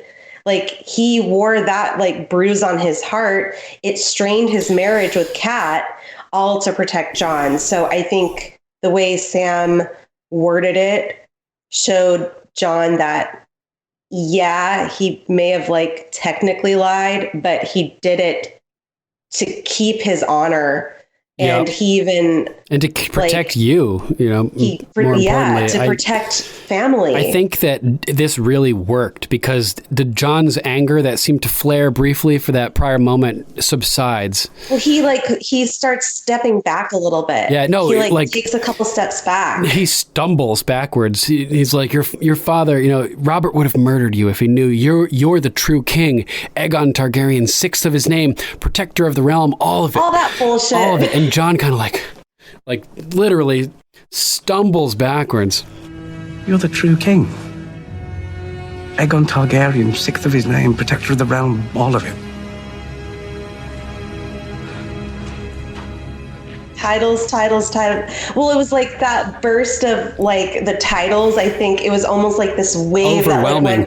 And the contrast of that compared to, this is Jon Snow, King in the North, King in the North. And now he's got all these titles and I think he's like stumbling backwards and shock in his face. I think he's about ready to pass out. Yeah, like all these pieces are connecting in his mind. Like he has to be thinking about all these things, like how, like and we get the Game of Thrones theme softly coming in, like the same version that they played when snow was falling over Winterfell. Gonna say it's the same one when Jaime leaves Winterfell, or not Winterfell, King's Landing. King's Landing, snow falling over King's Landing. And so I thought it was really interesting, like all of this secrecy surrounding his birth, why Ned refused to talk about his mother.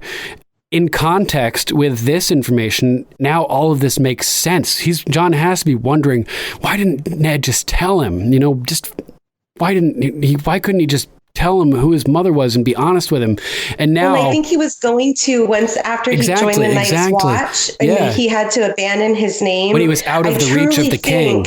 Yes, I truly think that if Ned were to be alive and they were to see each other again, he would have told him the truth. Yeah, exactly. Because he was protected by the Night's Watch at this point.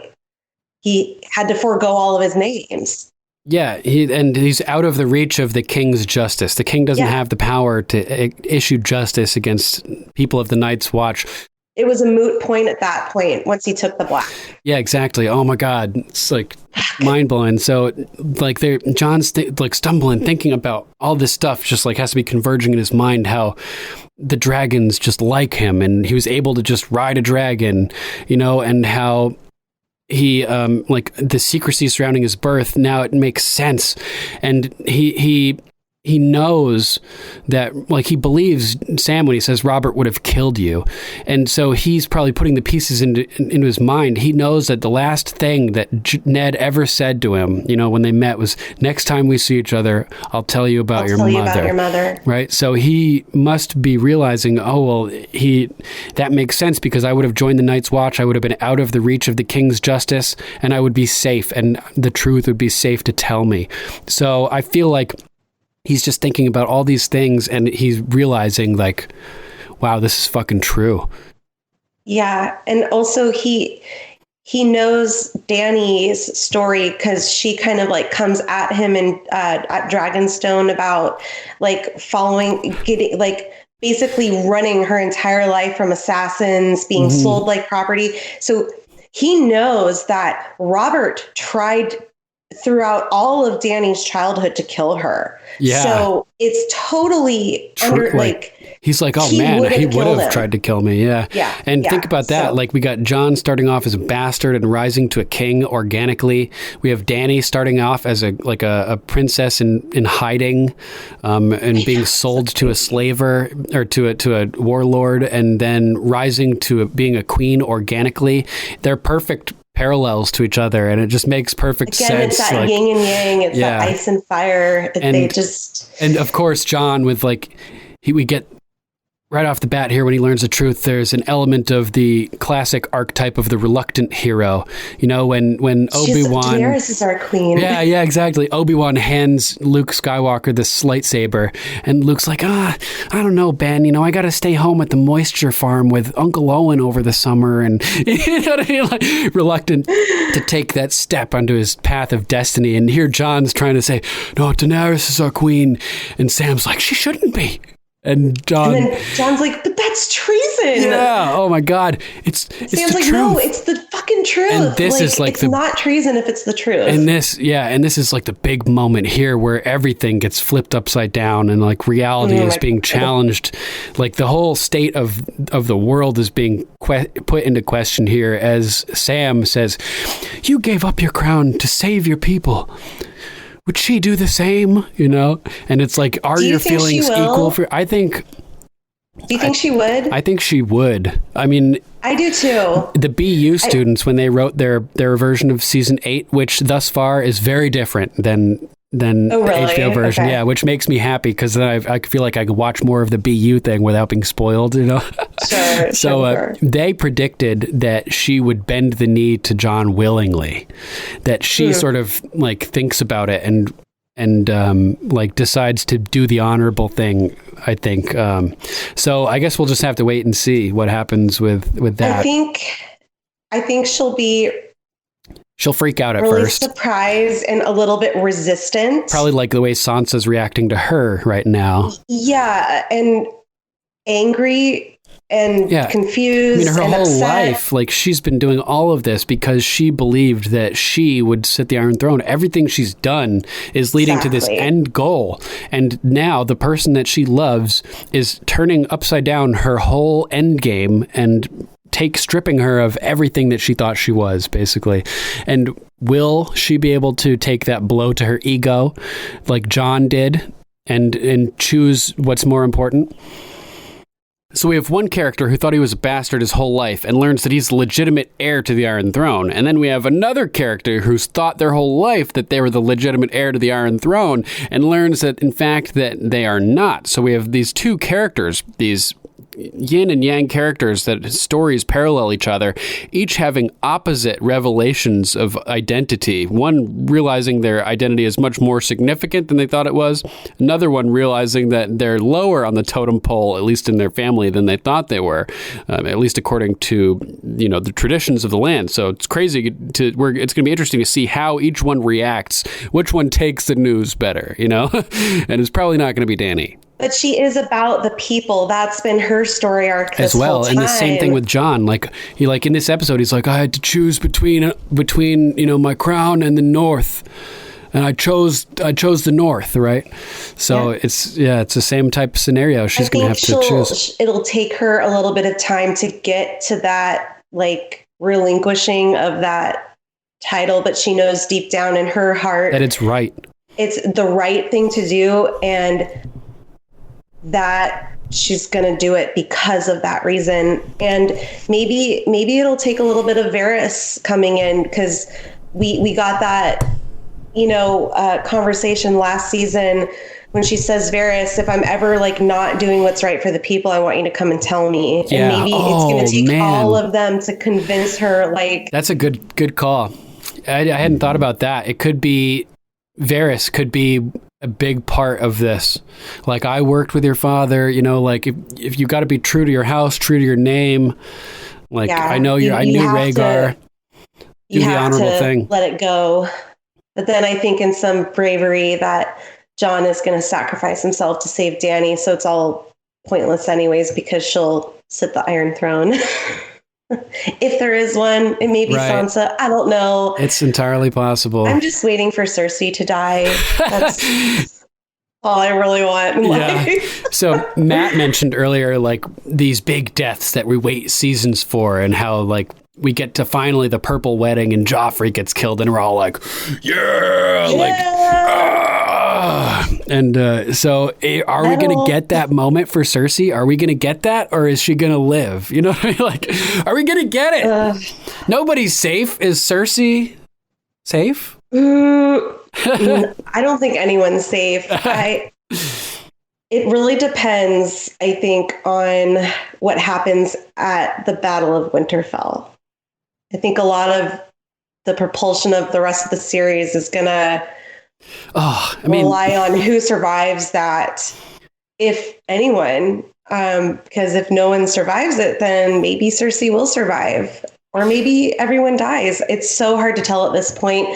Like Matt did say, this episode was not really about propulsion of the story other than Jon finding out his true heritage. Mm-hmm. It was more of just reunion and setup. So I think next episode we're going to get more story propulsion. And my God, this episode moved really fast, really, really fast. And so with no story, minimal story propulsion, I'm excited to see how fast it moves, but I'm also a little concerned that it's going to move so fast that we lose some of the, what makes the show so great is like the little nuanced details. Well, if this episode is any indicator, we're still getting lots of good little nuances. Oh, for sure. For sure. So hopefully that doesn't happen.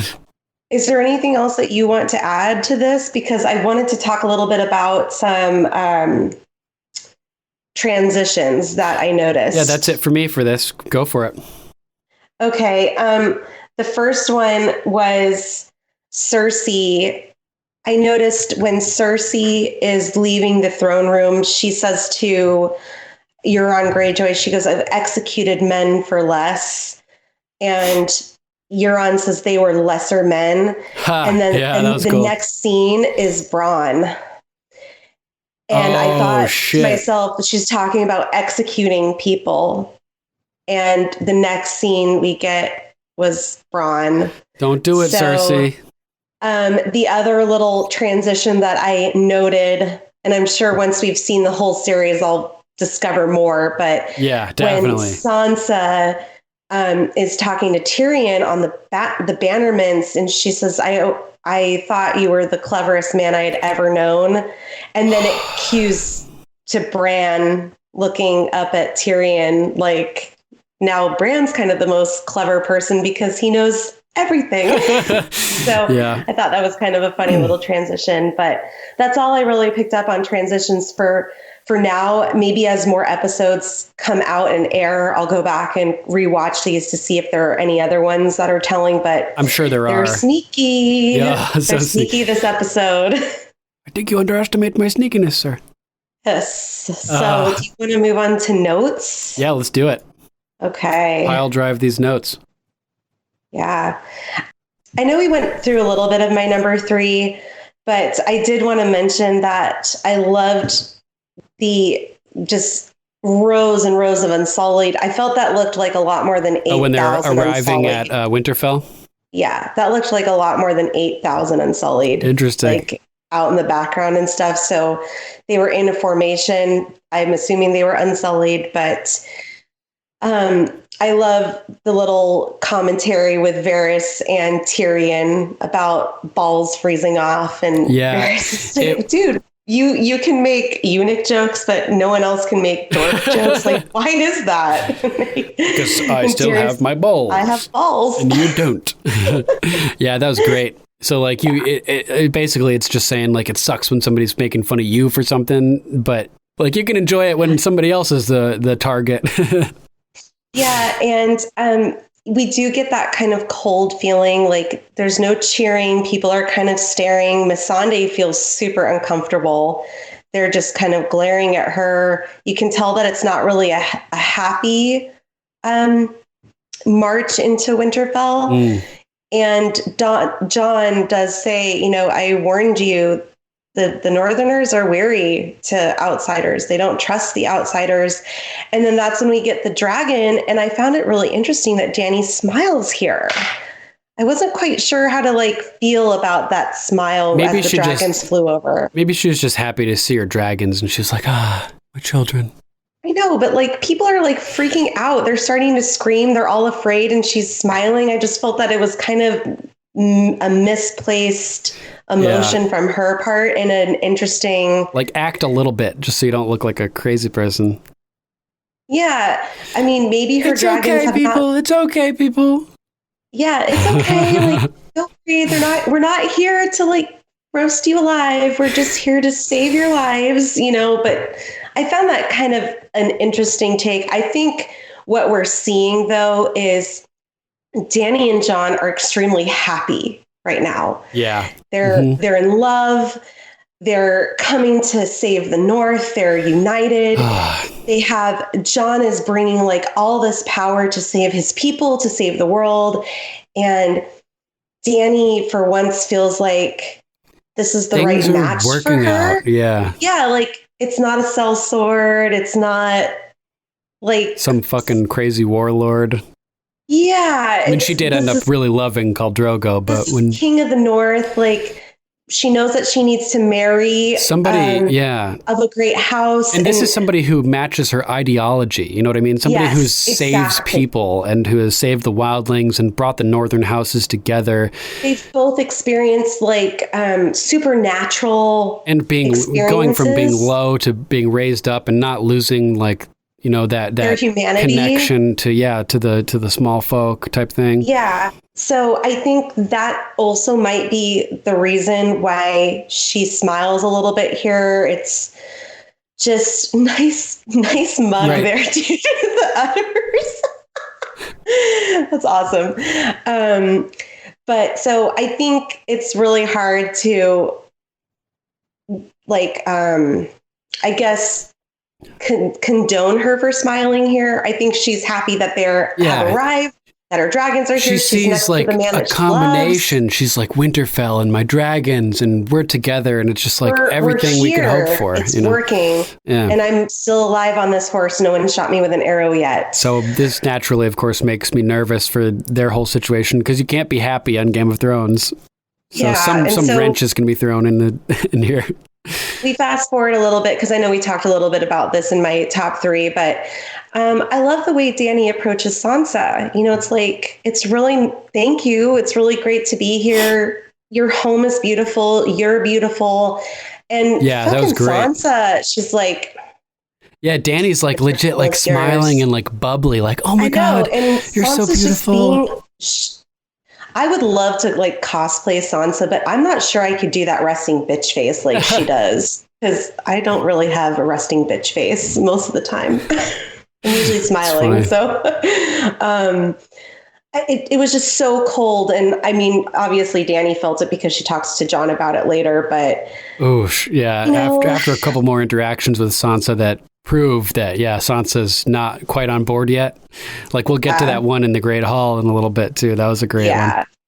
So that's all I really wanted to bring up a little bit more nice in my number 3, but we can move on to There's one more thing there that's worth mentioning too. Jon sees Bran, and Bran is the first one that Jon approaches when he arrives, and he kisses him on the forehead like he's still a little kid, which is so funny. And look at you. Yeah, you're a man. Almost. And Jon sort of looks like quizzical, like, like unsettled by that. He looks up at Sansa, and she's just like, I mean, like this comment would make sense typically because he could easily be saying like, well, I'm almost fully grown, almost a man, right? But it's not at all what he's saying. He's like, I'm almost a man, but I am partly a three-eyed raven computer, Download data. I've already seen this happening. So So moving on to notes. What do you got first for notes? I have when we're in the Winterfell and they're talking to all the Northern Lords. There's one thing before that too, which we forgot about, which is Bran and Dany talking for a split second when Dany's speaking with Sansa and Sansa's kind of being a bitch. And Bran interjects, we don't have time for all this. The Night King has your dragon. He's one of them now. And oh my God, the look of horror on Dany's face is like it's like that's horrible. Like it's hard just to watch him die, but now he's like undead. Worse than death. I feel like she hadn't really considered it because she seems like shocked and horrified to find out this horrible truth. You just got to really feel for it. It sucks, you're horrible. Yeah. Definitely. And the Bran further states the wall has fallen. The dead march south. Chekhov's wall has come to the ground, people. And that was cool. God. Another thing that I liked about the new opening intro sequence was like that big, huge hole in the wall. Big. And we usually start down south and it kind of makes its way up north. That sequence, and now we're starting from the north and it's making its way down south. Mirroring and we really only got a couple places. Dude, how cool was the Red Keep, though?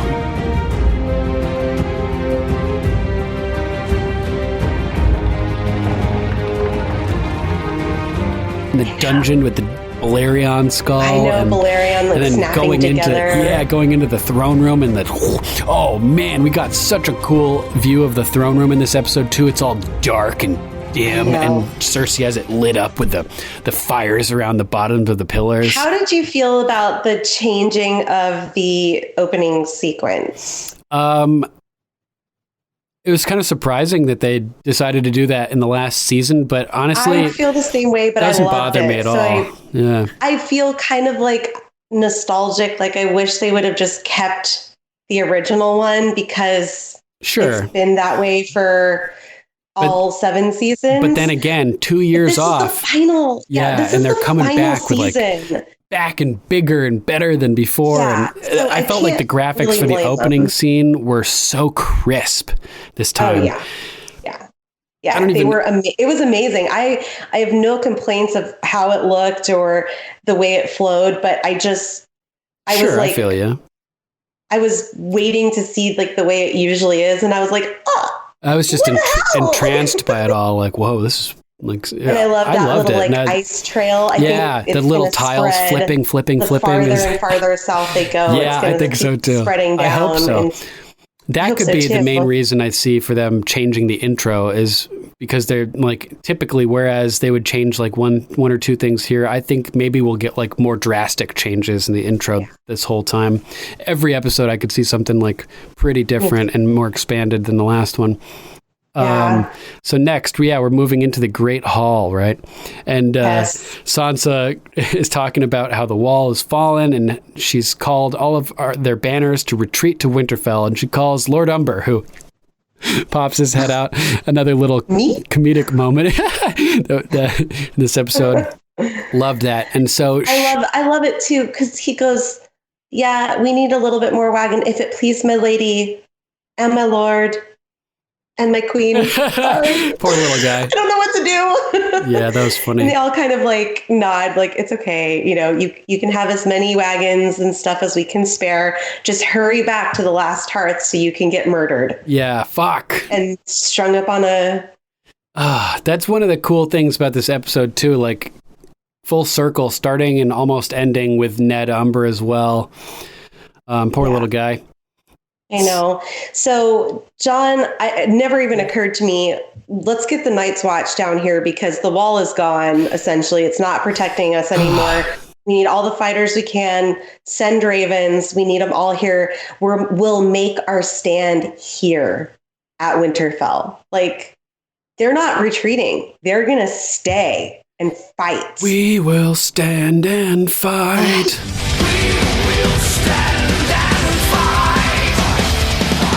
I can't wait. Yeah, it's going to be so awesome. Battle. Oh, man.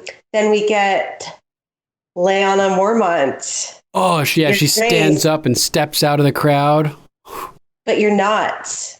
I don't even know like what you are. I think she was going to say bastard, and she caught herself. Really? You think so? Oh, man. Yeah. I didn't think that at all. I thought she was like, what are you now if you're not a king? Like, you know. She goes to say the letter B if you watch her. Really? And then she goes, that's when she says, I don't know what to call you now. Like, but you're not.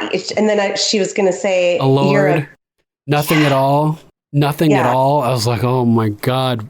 Yeah. Lyanna Mormont calling Jon Snow nothing at all.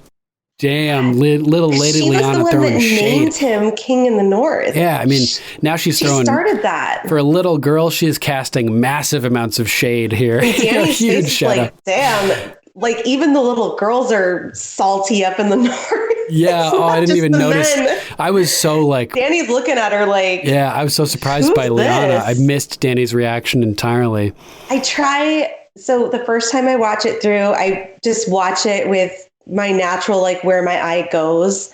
And then wherever my eye doesn't go, the second time I watch it is where I try to force my eye to go the other places that I'm not paying attention to the first watch. So the second time I watched it, I look in the background, like who's behind the scenes, who's behind, who are we seeing, like what's kind of happening, what's going on around what the camera is focusing on. Because like that's where, like last episode, I talked about Varys being like a comedic factor in the big meeting.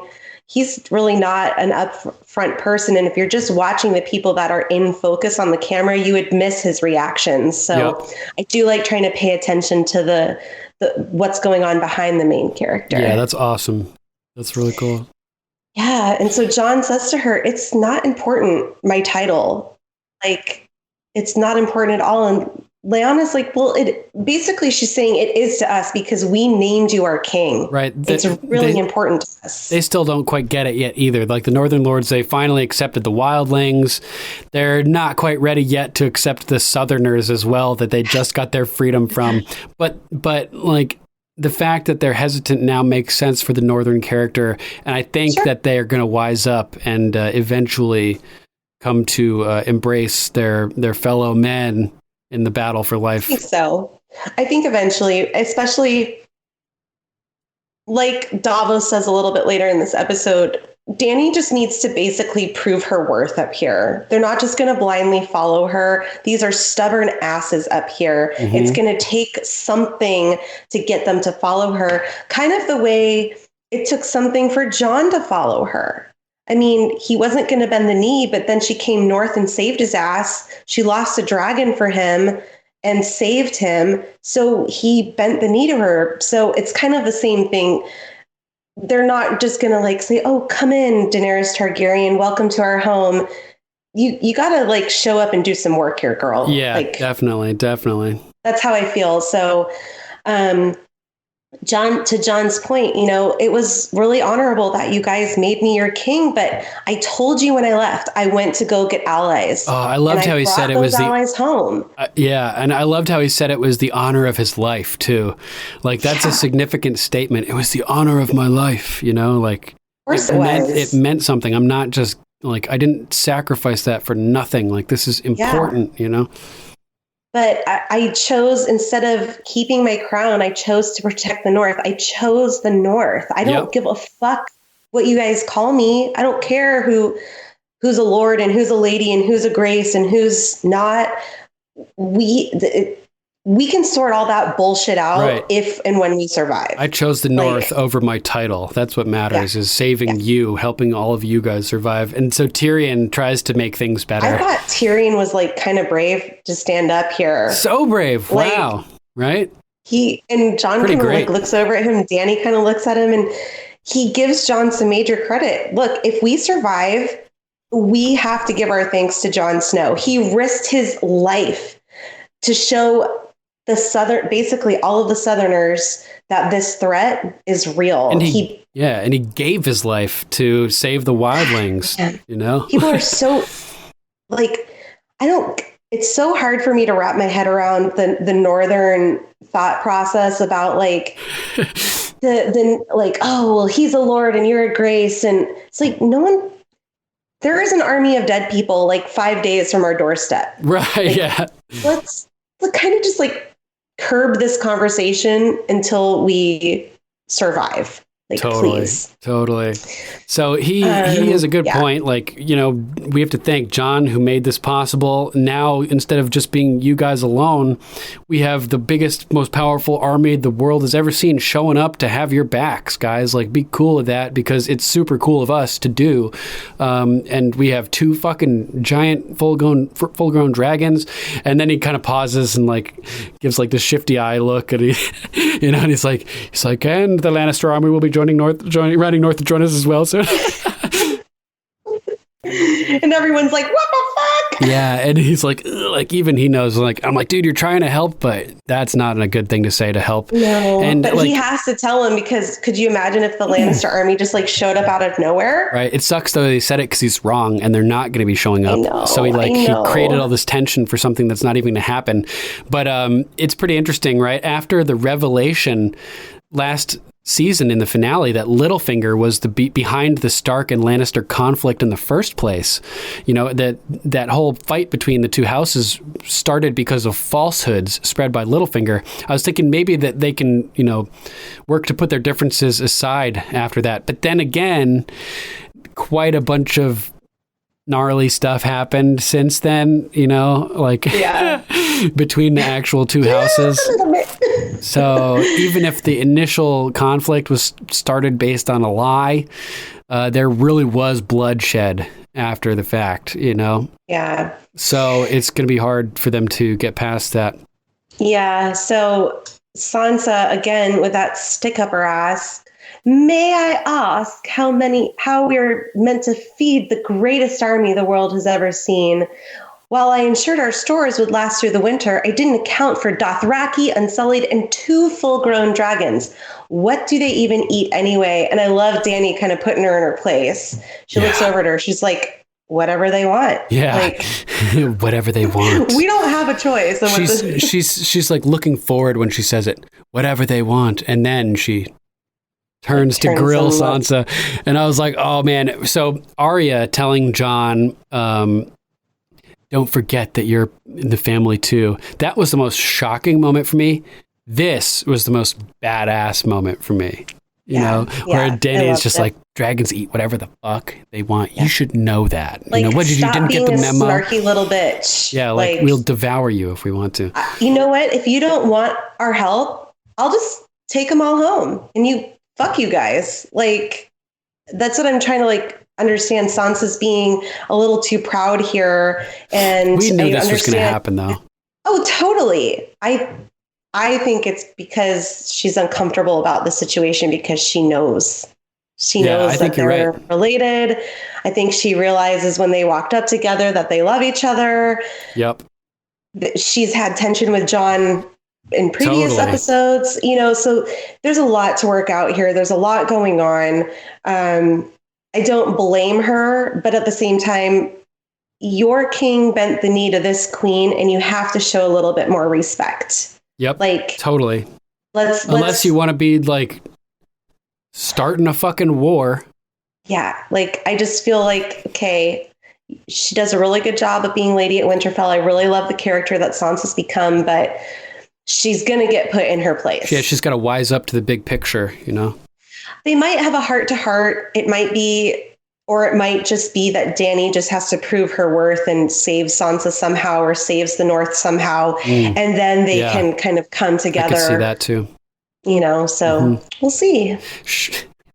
So next we see Gendry unloading dragon glass at Winterfell. And this is exciting, man. They're taking this dragon glass and smelting it and melting it down and forging it. Yeah. And he made a badass, you know, axe for the Hound. And I was thinking, Gendry's a smith. He's now forging dragon glass.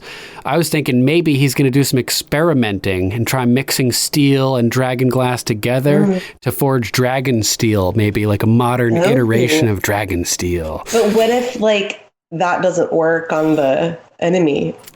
It's worth a shot, you know.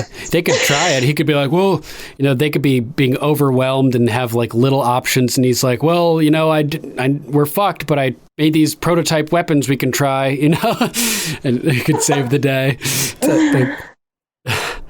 So that was really cool. I liked, this is when Tyrion goes to speak with Sansa. And he's glad that she's still alive, and he's like, Lady of Winterfell, that's fucking awesome, you know. And she's like, hand to the queen, that's pretty cool. Depending on the queen, you know, still being a kind of a bitch. And they connected about the wedding. Last time they spoke was at Joffrey's. Miserable affair, Tyrion says. And that's the moment that Matt mentioned where it had its moments. So good. And Tyrion kind of has to smile at that because he hated Joffrey. Yeah, there's one big thing that happened at that wedding that they both could appreciate for sure. But Sansa sees that he's kind of lost in thought here. And I do appreciate that she apologizes for just like... leaving him with an utter mess to clean up. Not only an utter mess, she kind of realizes, I think, that she screwed him over and left him as like a suspect, as in a very suspicious looking position. So instead of like outright apologizing, she kind of apologizes by saying like, we both survived though, like, sorry. Okay. Yeah. So, let bygones be bygones. Yeah, and Tyrion says, many people underestimated you. Most of them are dead now. I thought that was cool because we had that line where he said, in like season 2, you might out-survive all of us. You might survive us all, Lady Sansa, right? Yeah. So he brings up the Lannister army, and he's like, listen, I know, like, it's told, like, I understand you don't trust Cersei. You shouldn't. But she has a reason now to live and to fight, which we may learn doesn't actually exist later in this episode. He's talking about how she's pregnant. And so Sansa's like, you believe that she's going to come up here and fight? That she's going to send her armies? I used to think you were the cleverest man alive. And I'm like, oh, man, ouch. And that leaves Tyrion completely speechless. He's left in silence as she walks off. And I'm just wondering what's going through his mind, like contemplating if he has a blind spot as in regards to Cersei and the whole child situation. He's being manipulated. But I thought it was pretty impressive that she came to the conclusion and saw the truth of the situation, that Cersei was bullshitting a mile away, like way before Tyrion even thought this, which is pretty amazing. Cersei. She's studied Cersei. She spent a lot of time with her, and she knows that Cersei is not... She hates Tyrion. Why the fuck would she send her army up here? Like... Maybe Tyrion's the stupidest Lannister. Oh, God. No way. So she walks away, and that's when... Oh, I thought it was interesting, too, that the fact that she thought that he was the most clever man alive was interesting to me. Like, that means that she considered him in high regard. That's what that says to me. So that says to me that means that he could prove that he is, one of the most clever men alive by redeeming himself and doing something awesome. And that makes me think that these two have the potential of actually getting together for real at some point. Oh, shit. Well, because Dany's off the radar now because she's with Jon, and Tyrion saw that happen. I mean, he was in the boat with her and watched Jon go in. So maybe he's turning his sights back to Sansa. Maybe like the two leaders would be together. Then the two of like the closest advisors would be together. Yeah. Be quite a little powerhouse. It would certainly be a way to help unite the North. I mean, the Northern Lords have come to trust Sansa after everything that's happened, and how she stood up for them and been there and helped get Winterfell back and everything. So maybe her being like, listen, I trust Tyrion. That could go a long way with the Northern Lords. I'm going to marry him again. Yeah, that could go a long way with the Northern Lords to bring the North and the South together to unite them. And this is when Tyrion and Bran make eye contact. Creepy Bran down there looking up at him. He's just so creepy. I turned over and looked at Dave. I'm like, there's Bran. He's like creeping in every Yep. He's just rolling around Winterfell, like listening to everyone's conversations. Yeah. Oh, speaking of rolling around, I liked that too. The first shot we get where we see that Jaime sees Bran, we get Jaime and then it cuts to a shot from down underneath Bran's wheelchair. And we see like the wheel in the view, and then looking right past the wheel to Jaime, and you see him like react and see Bran sitting there. I thought it was just a really great shot. Does like a double take. He's like, what? Totally. So that was really cool. Next, we go to a really short little scene in King's Landing with ominous music as Qyburn emerges from the blackness of the wherever he, lurks. and terrible news. Terrible news. The dead have broken through the wall. And Cersei's like, good? Yeah, and what is wrong with you? And even Qyburn seemed shocked by this reaction from Cersei, because even he had said it was terrible news. So if Qyburn even is like, whoa, it's got to be something fucked up, right? Yeah. And this happiness that Cersei has about the dead coming south, I was thinking maybe that does foreshadow a willingness to ally with the Night King, Yeah, for sure. And that made me think, will we hear the Night King talk? Can he talk? Or is he going to treat with Cersei? You know what I mean? It's just an interesting little idea we had. Totally. So it cuts then to Euron's ship, which is at Moor, and we see the big trireme style ram on the front, and we see that those big sails are out, but they're drawn, so just the masts. They're drawn in. Yeah, and we're with this is with Euron. Yeah, why don't you just get it over with and kill me? And he's like, no, we're family. We're the last Greyjoys without any ball, or with balls. Plus, who would I have to talk to? And didn't he cut the tongues out of all of his crew? Yeah, that's that reference. Yeah, I've got a crew of mutes, he says. So this is referencing that he cut the tongues out of all of the people on his ship, which is wild because he needed silence. His ship is named Silence. Oh man, so cool. So he's like, it gets lonely at sea. And Yara, are we at King's Landing? Yeah, she knows where they are. She's figured it out. And she's like, you're an idiot, man. You picked the fucking losing side with that dumbass queen. Then I'll bail and sail the Iron Fleet somewhere else. Yeah. But first, I'm going to fuck the queen. And I thought that was kind of maybe reading between the lines, like, well, I'm gonna sail to the Iron Fleet somewhere else after I fuck her over. Yeah, I'm gonna fuck her and then I'm gonna fuck her over. He's gonna fuck her and then he's gonna fuck her over and leave. Love it. That's so awesome. That's what I kind of took it as. So that's great. I thought that was kind of funny. Super funny. Nice. I like that. I mean, that's basically what we've been saying too, is that his eyes are really on Dany the whole time, Yeah. And he's so gross. Yeah. Well, we know that he has literally, but metaphorically, I think he's going to fuck her too. Yeah, I think so. So this is when we get to the throne room, and it's Cersei with her honor guard, and Euron is there with Harry Strickland, talking about how they've successfully retrieved the Golden Company. 20,000. A few people died in transit, but they cheated at dice. Or wait, maybe I cheated. Someone cheated. Did you see Captain Strickland's face? He just shakes his head. This guy's a fucking idiot. Love it. That's so cool, man. And I just thought that was such a funny line by Euron. Holy shit. Someone cheated. Maybe I cheated. Maybe they cheated. I don't fucking know. I was probably drunk, so... Yeah, he's like, they're the ones who died. That's all that matters. He's so fucking creepy. They weren't good fighters. We won't miss them. And it's just how many horses do we have? Let's move on to the actual... But no elephants, though. Oh, that's a bummer for us. Remember last episode? We got some meta commentary in that, too. After they have sex, she's like, I really wanted those elephants. Yeah. Totally. Because we were like, we want the dragons, we want the elephants, we want the pack of wolves and the dire wolves, and we want all this cool stuff. We just give it to us all. Krakens, unleash the hounds, everything.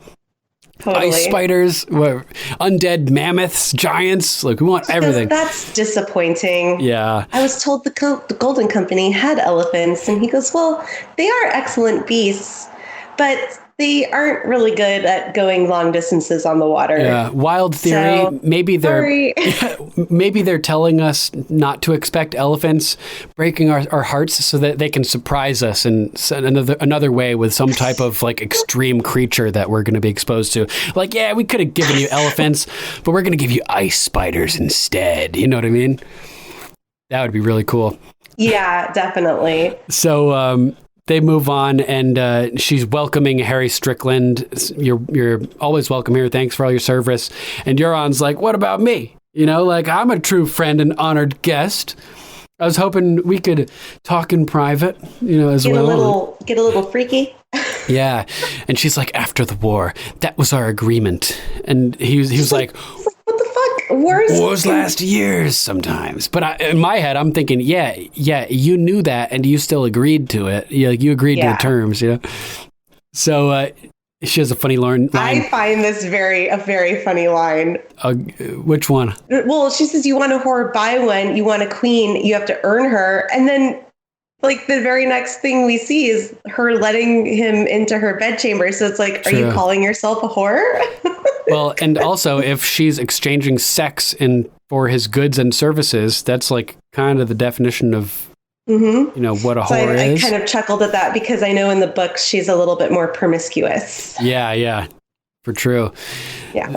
Lancel and the Kettle Blacks and Moon Boy as well.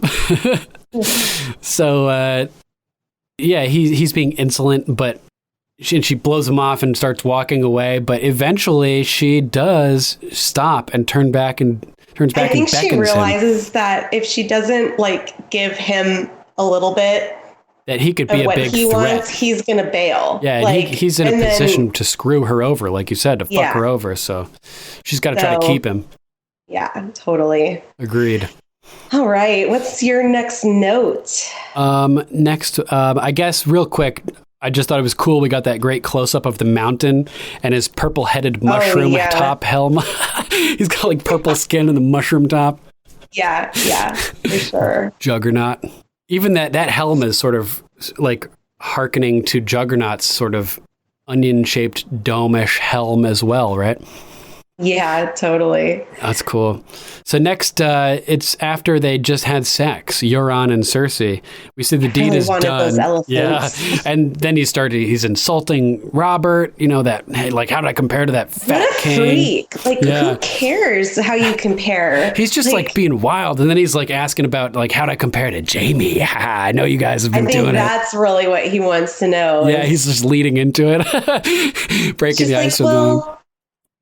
You're not boring. Yeah. She's like, what does she say to him? She's, you enjoy risking your neck. Yeah. Because that's like ballsy to say that. Like, yeah. Damn. Yeah. So life is boring. And she goes, okay, well, you're not boring. I'll give you that. You're not my brother, but okay. He like puts his hand on her stomach. He's like, I'm going to put a prince in your belly, you know, and gets all crazy. And she, I think she is pregnant because so? When he walks away, it looks like right before they cut away from her, it looks like she's about ready to cry. Yeah. She's very sad. She was wondering. Takes that like sip and kind of like stares off, and then her eyes just ever so slightly like well with just slight tears, and she like looks down and she grimaces. I've been thinking about why, and I'm thinking maybe because the prince that she wanted in her belly she wanted Jaime's prince in her belly. You know what I mean? Yeah. And if that prince is there, if she still is pregnant, like if she ever was pregnant, Euron might think it's his. Yeah, that Jaime's child could end up being passed off as somebody else's kid again, which would be like that's what I thought was. Oh damn! Yeah. God. But is she even pregnant? You know, how much time has passed? Her hair is a little bit longer, and she doesn't seem to be like really showing it all. You know, that's true. It's hard to tell how much time has passed. I mean, it's been long enough for Jaime to get up to Winterfell. True. Yeah. So next, I mean, let's see. I didn't start showing until middle of like my second trimester. So like maybe 5 months. That's when I started showing, but I had a really big belly. So I started showing early. There's lots of women that don't hardly show at all. Like my friend, she was like 9 months pregnant. She looked like I looked like when I was like 3 months pregnant. It's weird, but it's funny. Yeah. So we cut over to the bow and arrow. That's right. I was going to say. Yeah. We just think. Pew, pew, Moonraker. All these guys getting taken out. That was a great little comedic montage with all those Ironborn being shot in the head. Mm-hmm. So good. And I loved it because as Theon has his bow again. He, like you said last episode. Oh my God, that's a big symbol. Theon with a bow. He was an expert he was a hot marksman. Shot. He was a hot shot with a bow. He's getting kind of back into his role of Theon Greyjoy. Remember when he saved Bran? Yeah. And Robb was like, yeah, he shot that guy like my brother. Yeah, but Theon's an expert and he knew it, you know? So the fact that Theon is holding a bow again, that symbolizes that Theon Greyjoy is back. That it's not somebody else. This is Theon. And he, like, that door kicks open and the guy falls in. And Yara looks up in astonishment. Last thing on earth she would ever imagine. And she's kind of pissed, obviously, because she headshots him in the face once he sets her free. Loved it. But then immediately, like, it's like Stannis, you know, cut your knuckles off for your smuggling, but he'll raise you to be a lord for helping him out. Damn it, you fucked me over, but I still love you. But you're making up for it, and like we're still on the same team, and now we can move forward. Oh, this was so good. It's just like it was just so good. He's redeeming himself with Yara much faster than I expected. Like I was saying, all these things happening so much more quickly than I ever imagined. The dragon. We're getting the combinations back in one episode, so we can just go full speed ahead the rest of the series. I really think that's what this episode was. Yeah, and there was lightning speed already. I have mixed feelings about it. I still kind of do. I wish there was a little bit more of like our traditional epicness. We just came off season 7. I mean, the last image we were left with, it was the Night King blasting through the wall. I mean, that's pretty intense. And then we get to this episode, and it's kind of a different vibe. It's a little bit happy. People are going on dragon joyrides. People are reuniting with people that they haven't seen for a long time. It just didn't have that Game of Thrones feel to it. But I think we're going to get so much of that the rest of this season. We might look back on this episode fondly once it's over. The more we talk about it, I like it more and more. Like I was kind of, I do like it. I was underwhelmed last night because I was just overwhelmed with all the technical difficulties of our brutally failed live stream and, and everything like that. We're figuring it out. Okay. I have it fixed. I have it fixed. Good. So next we're on the ship with the two of them, and as they're sailing away, and Theon has saved her, and Yara knows that he wants to go north and fight with Jon. Says, we can take back our home from Euron because he's preoccupied, and Theon's like, okay, but we should probably go help Daenerys. And she's like, I know where you want to go. Why don't you go do that? I'll go take care of taking back the Iron Islands in case you guys need a place to flee if shit hits the fan at Winterfell. Yep. So they say their goodbyes. And I really love that he wants to go defend the Starks. Yeah. He wants to fight for the Starks. Yeah, and this is another hugely significant moment because at the last time we saw Jon with Theon, they were talking about his last name. And Jon was like, you don't have to choose. You're a Greyjoy. And you're a Stark. So he got the blessing of the Stark patriarch, basically, to like, you're one of us, And now he's redeemed himself in the eyes of Yara, and he's received the blessing of the Greyjoy matriarch. You're also a Greyjoy. Right. And so now he knows he's got comfort that he can be both a Stark and a Greyjoy and be with both of them, and he can choose his own path now and not feel like he's betraying one over the other. Now that Yara has told him, go with your gut, take the right step, do what you feel is right, go north.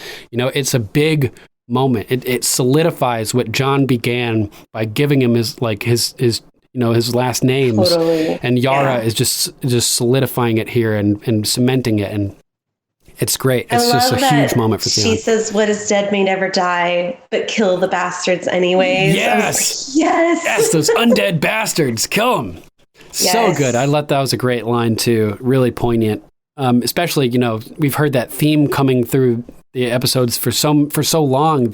The Greyjoy, the drowned god mantra, right? The words of the drowned god. What is dead may never die. And now, where that phrase is being thrust into having like a relevance to the overall concept of the war of life and between life and death, kill the bastards anyway. I thought that was so cool. It's really great. Though even though they're already dead, you can still try to kill them in this case. Yeah, got to do it. So I think we're back up at Winterfell. Yep. And we're welcoming the Karstarks back into the fold. Yeah, Alice Karstark, right? Yep, one of the better sigils. Yeah, beats an onion. Definitely. Who says I can't argue with that? Davos. Davos says that? Nice. It's like, it's my sigil, but it's not the coolest. But it represents who I am. So they're talking about like loyalty and how like the Northmen are loyal to Jon because they know him, but he brought peace to their houses. Right, but Dany's going to have to earn it, like you were suggesting. And so Tyrion senses that he says, I sense you're leading to a proposal. And Davos, a proposal is what I'm proposing.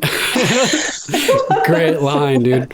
He's suggesting a marriage between Jon and Dany. And Tyrion's like, well, they do look great as a couple. Fuck, friend zoned, you know? He's friend zoned. Him and Jorah should start a club. Yeah, that was pretty funny little moment. Like, interesting that they're suggesting that. And then it cuts down to Jon and Dany, and they're talking about Sansa. And she's like, listen, like, she doesn't have to like me, but goddamn, like, show some respect. You know what I mean? Like you were saying. And now it's time for Jon to ride a dragon. You know what I mean? We learn that the dragons are barely eating, and they go over there to see what's going on. And Dany hops on, and she's like, come on. Come on, let's go. And he's like, I don't know how to ride a dragon. She's like, dude, you were just riding me last night, so I don't know what the problem is. Heyo. Yeah, awesome. Yeah. And so he's like, well, what if he doesn't want me to? I thought that was a funny line. It was nice knowing you. From horses, you know, buck your ass off, boy. Yeah, so that's pretty funny. He's wigging, for sure. Oh, so you're right. Her response is pretty funny. Yeah, she's like, then I've enjoyed your company, Jon Snow. You got to figure it out. And so he climbs on, and she's like, hold on to whatever you can. And I thought this was hilarious. Rhaegal takes off before Jon can even get fully situated. He just launches. And Jon's like, whoa! Interesting, because this is the first time someone's ridden Rhaegal. First time anybody's ridden a dragon other than Dany. Rhaegal. Yeah. I mean, typically dragons only accept one rider. Really? At a time. So this means that Rhaegal is Jon's mount, basically, at this point. Okay. It's very rare. Yeah, very rare that, you know, while a dragon rider is alive, usually nobody else rides that dragon. When the dragon rider dies, then somebody else will take up the mantle. Like a number of Targaryen kings rode Balerion the Dread, for instance. Mm-hmm. So this is cool. Oh, it was funny that it took off so quick, because it reminded me of this time where I was sitting on a motorcycle, on like a little motorized scooter, ring, ring, ring, ring, ring, revving it up, and my friend's dad flicked it into gear, and it like launched out from under me. And I had to bail off it. That was pretty funny.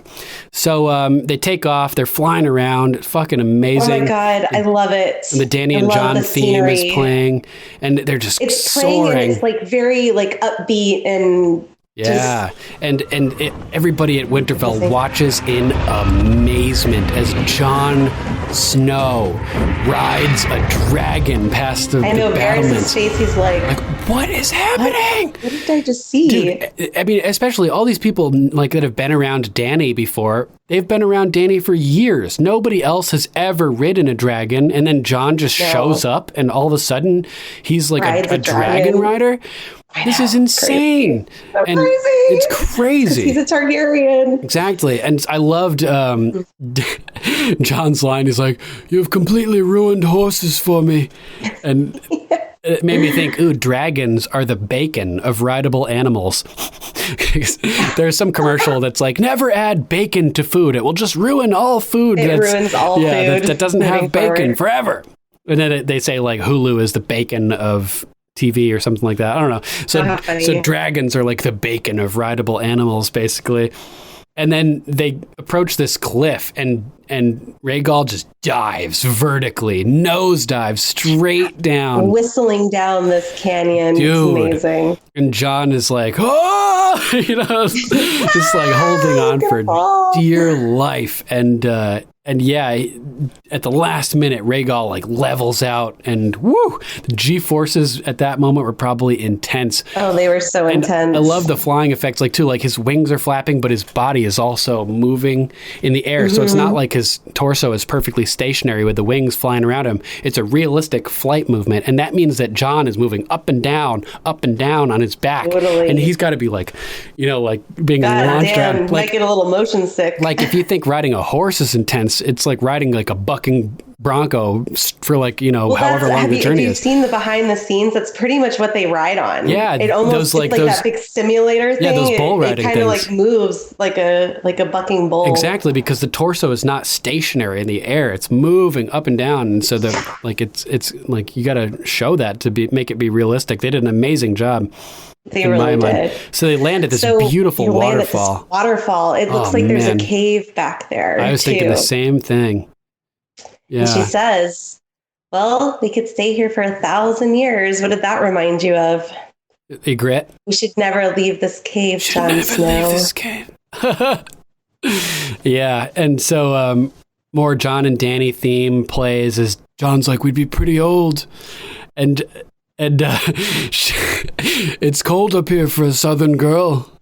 He's trying to get in closer. So keep your queen warm. Yeah, and the Dan and Johnny theme plays as they start making out, and Jon is like kissing her, but like he's like kissing her, but like opens his eyes mid kiss to see Drogon just perched over the top of him, and it kind of reminded me like that awkward feeling when you're like having sex and your dog like somehow gets its way into the room and it's like looking at you. What are you guys doing? Yeah, and you gotta like you can shoo a dog away, but you can't shoo a dragon away. Like Dany said, dragons eat whatever they want. Yeah, dragons will watch whatever they want too. So Drogon's just posted up, like looking down at him, and damn, like this shot, I used it for our feedback post. This shot, looking at Drogon's face there, like the graphics are so crisp. Like, I don't know what it is this year. The show looks more crisp than ever before. It's amazing. Maybe it's because I'm watching on a different TV. Maybe. I think they're just more clear. They look more clear like, to me, everything too. just looks really, really crisp this year. Like, amazingly crisp. So, yeah, I was really impressed by that. I noticed it in the intro scenes as well. The intro sequence, it just seemed like you could see every little detail. So they're doing their thing, making out, and then it cuts back over to the dragon glass smelting and forging. And this was when I was thinking about, maybe Gendry can make some dragon steel, which would be cool. So the Hound accosts him. It looks like it's glowing too. When they melt it, it kind of glows. Oh, yeah. I noticed that too. Like immediately you could tell this is dragon glass. Something very special, for sure. Yeah, it's something we haven't seen before. And so the Hound shows up and he's like accosting Gendry. It's pretty funny. And Gendry's leave him be. Yeah. Arya stands up for him, which is really cool. She defends Gendry, because they got along really well. They had a good little relationship beforehand when she was heading north. And man, based on this scene, I could see a relationship like really developing between the two of these in the future. She gives him the eyes. Arya and Gendry. Yeah. They were both kind of like awkwardly looking at it. He's like, you look good. Yeah, he compliments her looks and she returns the favor saying, so do you. And damn, like as she has him, she brings out this diagram of some device that she wants him to make, and it looks like almost like a dragon glass harpoon, like a casing with an sticks in and then removable. It shoots out. Yeah, I was thinking maybe that's to try to launch out to try to take out Viserion, or maybe she could be like trying to like. Maybe she could be put on the face of a white or something and try to infiltrate close to the Night King under the cover of being a dead guy, and then like stab him and run. Maybe it's to try to get the Night King from a distance. For that. Yeah, I'm just wondering what would you need it to be detachable. And how big is it? Is it like handheld or is it like a big harpoon? Yeah, it says on it dragon glass, but there was no dimensions. I didn't see any dimensions. Yeah, no, I didn't see any either. And so they're kind of like connecting, and she shows him her cat's paw dagger, and he's like, I always knew you were just a rich girl. Like, well, you don't know any other rich girls, so I don't know what you're talking about. I'm the only one you know. And so naturally, it's cool that she showed him the Valyrian steel because he's a smith and he's got to appreciate that. But also showing him the Valyrian steel, I think, may trigger to him like, ooh, maybe I can make some special steel with the dragon glass. Oh, maybe. You might be onto something there. It may not be a coincidence that Valyrian steel is mentioned during the scene where we see the dragon glass being smelted. You know what I mean? So as she's walking away after handing him the diagram, she's like, I'm the only rich girl you know. And she kind of like turns and like smiles a little bit and continues to walk out. I really I called this a long time ago. I think that we're going to see this. I did too in my wheel analogy. Yeah. That the Baratheon logo still appears on that wheel, and I think Gendry is going to have a role to play. Yep, definitely. And we also get Ned in the crypts, which was a little bit reminiscent with Sam was talking to Jon in the crypts, because we have like this heavier set guy, and then Jon Snow, was Ned Stark's son. But when they say, I have a son, you have a daughter, we'll join both of our houses. Reverse that. Or no, it's the same thing, son and a daughter. It's the same thing. And cue Baratheon music this episode, which we have not heard in forever since season 1. So the fact that they're playing Baratheon music again over Jon Snow and Dany coming in, I thought maybe because Gendry was arriving too. Right, Mm-hmm. so he was coming too. Yeah, it was another like Baratheon. Jon or Dany could legitimize him, and he could be a Baratheon. It was like Baratheons arriving to Winterfell again. So damn, so cool.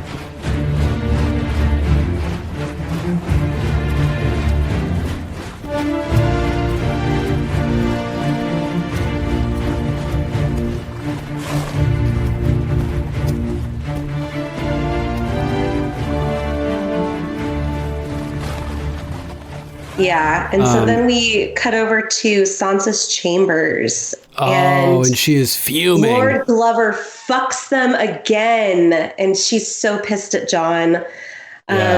Jon's mad. He's like, well, they said that they would, stand behind House Stark, and Sansa like rolls her eyes. She's just like, you're a fucking idiot. No, they said that they would stand behind Jon Snow, the king in the north. King in the north.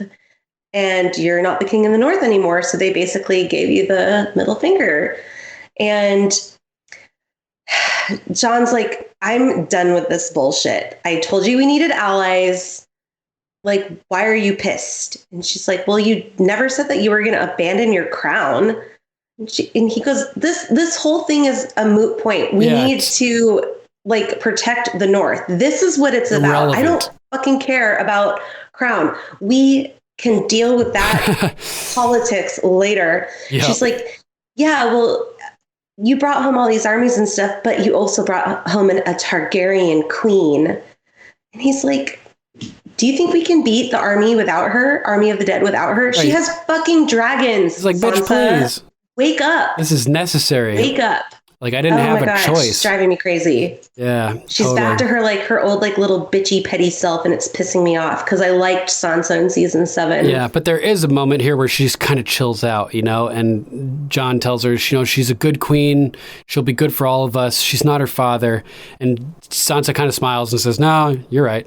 And she is much prettier. And she's kind of smiling at that point, Yeah, because she's tricking him because she wants to see his reaction to that. And she gets what she wants. Gotcha. She sees that he kind of like blushes a little bit and smiles a little bit. And then she kind of scoffs at him. She goes, did you bend the knee to save the North or because you love her? So she was making sure before she said that line that he does love her. Ooh, so man, Sansa is playing the game hard here. I don't think she's given him any slack in this scene at all. I think she's pissed as fuck. Yeah, I can see that now that you put it like that. That makes perfect sense to me. Yeah, so we'll see. Yep. The only other one that we have is... we didn't really talk about the brief interaction between Sam and Bran when he comes down the stairs after finding out the truth. And Bran is waiting for an old friend. And I was totally lost on that because he's like sitting out in there in the dark, and Dave turns to me. He goes, "He's waiting for Jaime." It's so obvious in retrospect. See, like this hooded figure, and I'm like, I wonder who that is. And Dave goes, "It's Jaime." Like, oh, good job, Dave. You're the man. On point. Yeah. That's awesome. Yeah. So it's time to tell Jon the truth, and Sam says to Bran, like, well, you're his brother. And he goes, well, I'm not his brother. Right. I'm his cousin. Yeah. And he trusts you more than anyone. You are his brother, essentially, because you guys took a vow together. Right. You took an oath together at the Night's Watch. And Bran must have, like, had visions of something that lets him know, like, now's the time. It's got to be you. It's got to be now. You have to tell him. Right. It's going to be important, That was pretty cool. Okay. I think the last one we have is...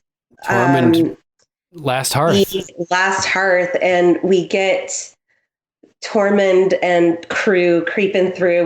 We see Beric and Tormund, and they're at the Last Hearth, and this made me so sad because they sent little Ned home, and we're getting this aerial shot of blood stains with missing bodies. And so it's like, that the Night King has already been there. The army's been there. And first time seeing the Last Hearth too, which is cool. Yeah. You had said last season, I hope we get to see Last Hearth. That would be cool. Yes. I also wanted to see White Harbor. Right. Did not see White Harbor, but we did see. Not yet. I mean, maybe we will. I knew we would have to see at least a little bit of the aftermath of the Whites and the White Walkers heading south, right? We had to see something relating to that in this episode. And boy, did we ever. We get such a great comedic line here, too. So the Night's Watch and the Wildlings kind of like run into each other, and Ed goes, "Stay back. He's got blue eyes." I've always had blue eyes. Classic moment. Love that too. And, Tormund asks, are there any survivors? And Ed kind of shakes his head, no. Did you find anybody? Well, the Umber boy. And they go into this room, and there is Ned Umber stabbed to a wall with circular body parts around it. And I looked at Dave, and I was just like, these symbols, we have to start understanding what the meaning are here, because Beric Dondarrion says it's a message from the Night King. So we know that maybe it's a form of communication. Dave thought maybe it was a way of opening portals, or because spirals in our world, it's can teleport through them. It's so hard to there's so many symbolic reasons to bring in spirals to this world, but we know that they mean something. We know that they're a form of communication, or writing or scribing. So what it means, I was really trying to figure it out. There are 8 arms to that spiral. Ooh, interesting. It was very remindful to me of the Targaryen sigil as well, with the sort of spiral shaped of the dragons. Oh my God, that's crazy. And that to me was I was like, oh shit, is that foreshadowing some type of connection between Dany and the Night King? And then I was like, oh man, maybe Dany gets turned into the Night Queen. What if the Night King, if they're having a dragon battle or something, and Dany gets knocked off her dragon, and the Night King approaches her and just touches her on the forehead, and she turns into a fucking White Walker. How crazy that would be! Big surprise, right? Yeah, huge. So I'm really going to start looking. I was thinking I might do a little research on what symbology surrounds a spiral, just to see if we can come up with any theories. I didn't have time to do it today because we're getting ready to take off on an airplane tonight, but it's all I good. will take some time to look at theories surrounding spirals. So they've discovered now that the army is between them and Winterfell, and they're on foot. So we need to double up on the horses, and if the horses last, we'll get there before the dead. But we just have to hope that the Night King doesn't come first. And I was like, oh my God, it's so fucking crazy. So fucking crazy. I don't know if they're going to make it on time. I think the Night King's going to arrive before they do. We'll see. We'll see. The suspense is killing me. Truly is. Mm-hmm. Well, that's all the notes that I have. Do you have anything else? Not really. Just it was cool how when they're first come hear the footsteps in the hallway, and they kind of boom, spread apart and take cover on the sides of the walls. I thought that was kind of cool. And then as the footsteps are approaching, it made me think of that time when Bran was in the Night Fort when they were heading north, and they hear Sam boom, boom, stepping up the well, right before Sam helps them through the wall. Is the same kind of thing where you're hiding in an area and you're hearing footsteps approaching louder and louder. And when they finally get to you, it's one of your friends. No big deal. Love that. So good. All right. Yeah. So that's it for notes. Nice. All right. Stick with us, guys. We'll be right back after a short break. Check out this next level Game of Thrones rap by Purpose from the hip-hop group Tragic Allies. This is from his new album, The Iron Throne of Microphones. I'm one of my wrath, Lord Stark. You should have taken the realm for yourself. When you play the Game of Thrones, you win, or you die. There is no middle ground. War of the Five Kings, all making claims of their own. 1,000 blades of Aegon's enemies making a throne. Fight for the 7 kingdoms, fortune favors the bold. Bravest of souls, battling to gain the control. Baratheon brothers are at each other's throat for the merit. King Joffrey thinking hellish, hoping both of them perish. The young wolf marches on the south, fighting with hatred. While Greyjoy sailing north, which is right for the taking. And now that King Robert's dead, the truth spreading rapidly. Joffrey born of incest and infested travesty. Stannis bearing arms, now his claim is his majesty. Naturally, anyone opposing is a casualty, including his own brother, whose fallacy is blasphemy. Vanity cannot replace valiancy as tragedy. Tactfully, while Renly casually prepared for battle, the Red Priestess plans quickly started to unravel. Smuggled on a boat that Sir Davos had to paddle to a cove near Renly's camp, where both of them would travel. Melisandre undressed and sat up on the gravel, where she gave birth into a shadow right in front of Davos. The creature's appearance very similar to Stannis. Crawled out her womb and presumed to just vanish. Advantage to the sorceress, enforcement of a death. The night is dark, full of terror. Let us not forget, the shadow was moving calmer. The breeze from out the harbor headed right into the temple. Renly's taking off his armor. While looking in the mirror, he was taken by surprise. The shadow of his brother came to hasten his demise. Ravens fly, word spreads to every castle.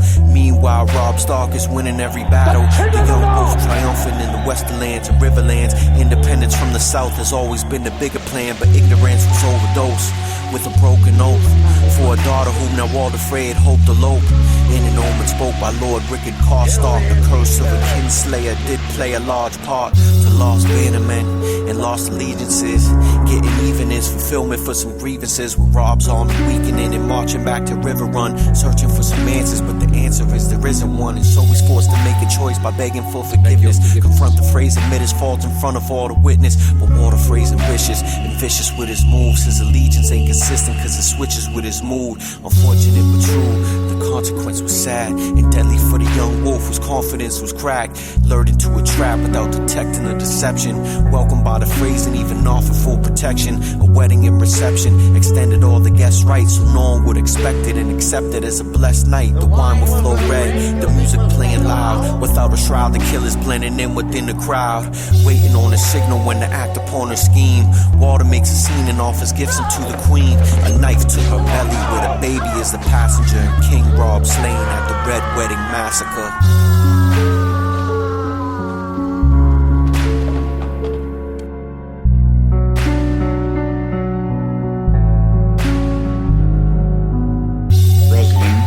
To find that trout. Her brothers gave her a pair of wolf pelts for her wedding. Signed, Walder Frey. Is that bad poetry, or is it supposed to mean something? Robb Stark is dead. And his bitch mother. Oh, I know. Walder Frey gets all the credit. Or the blame, I suppose, depending on your allegiance. Never would have risked such an action if he didn't have certain assurances. Which he got from me.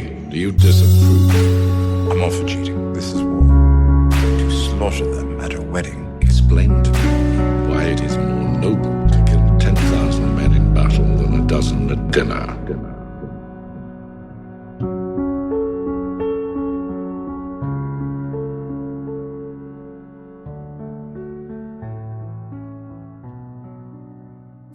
And we're back. Skipping news about Game of Thrones this week because we already have such a long, fun episode. So we'll go right into feedback.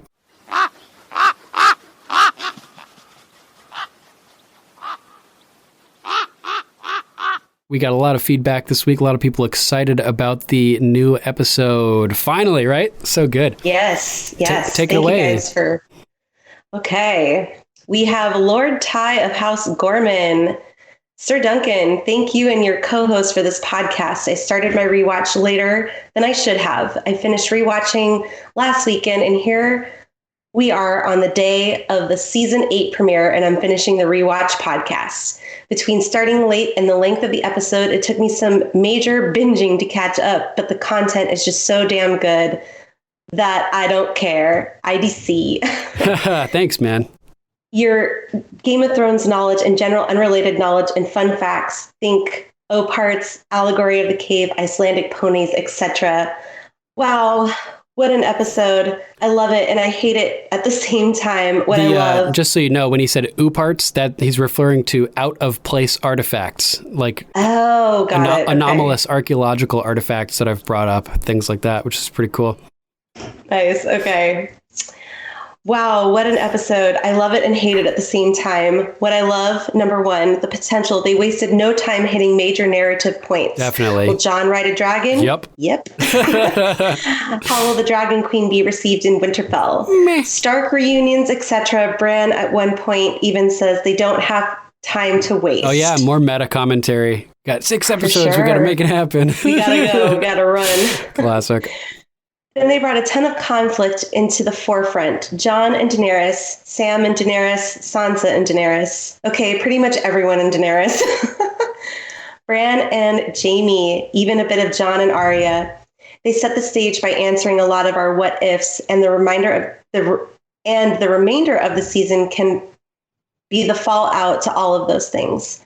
Oh, and there's a zombie army showing up soon. Yeah. 2, CGI. Jon flying had me feeling like I was riding a roller coaster also. Dragon close-ups are epic. I'm dying to know why the dragons are getting testy with Jon when he kissed Daenerys. I think because it's their mom. I didn't even necessarily see them as being testy, but just kind of being interested. Like, this is interesting. They're I won't say too much, but they've seen her have sex before, you know? Could it be just because it's their mom? Could be more, but what a shot of Drogon.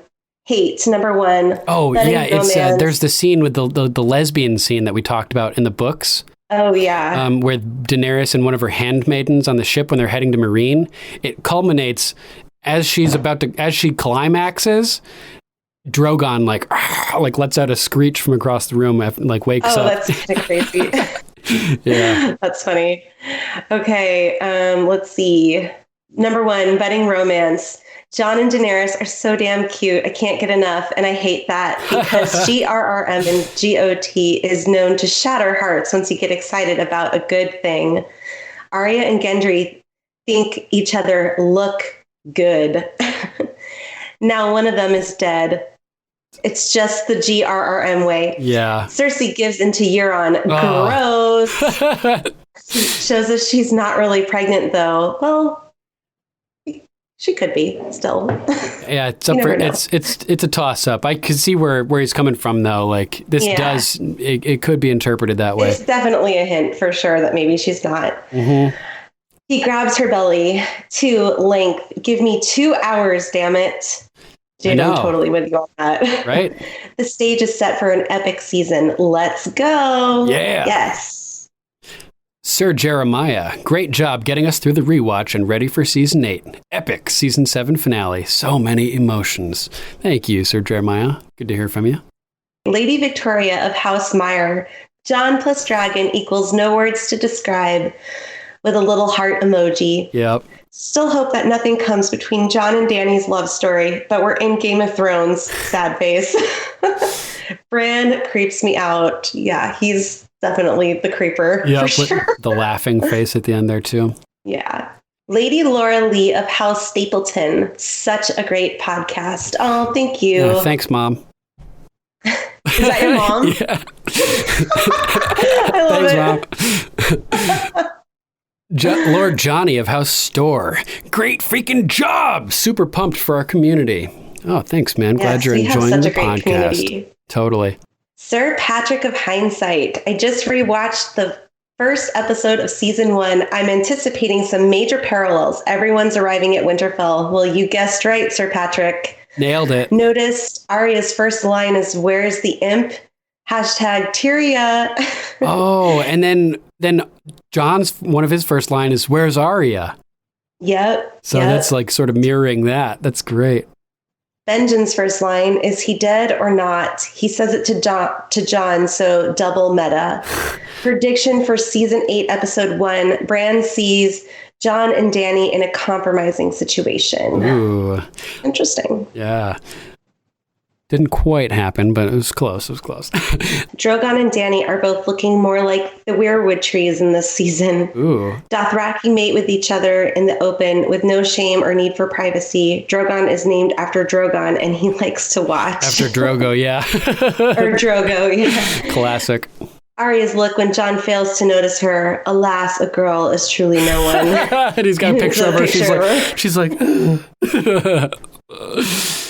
This episode parallels the very first Game of Thrones episode in so many ways. It even ends with Bran looking at Jaime. Oh wow. My God, that's true. I didn't notice that. Like the first episode ends with Bran and Jaime. That's nuts. Yeah, that's crazy.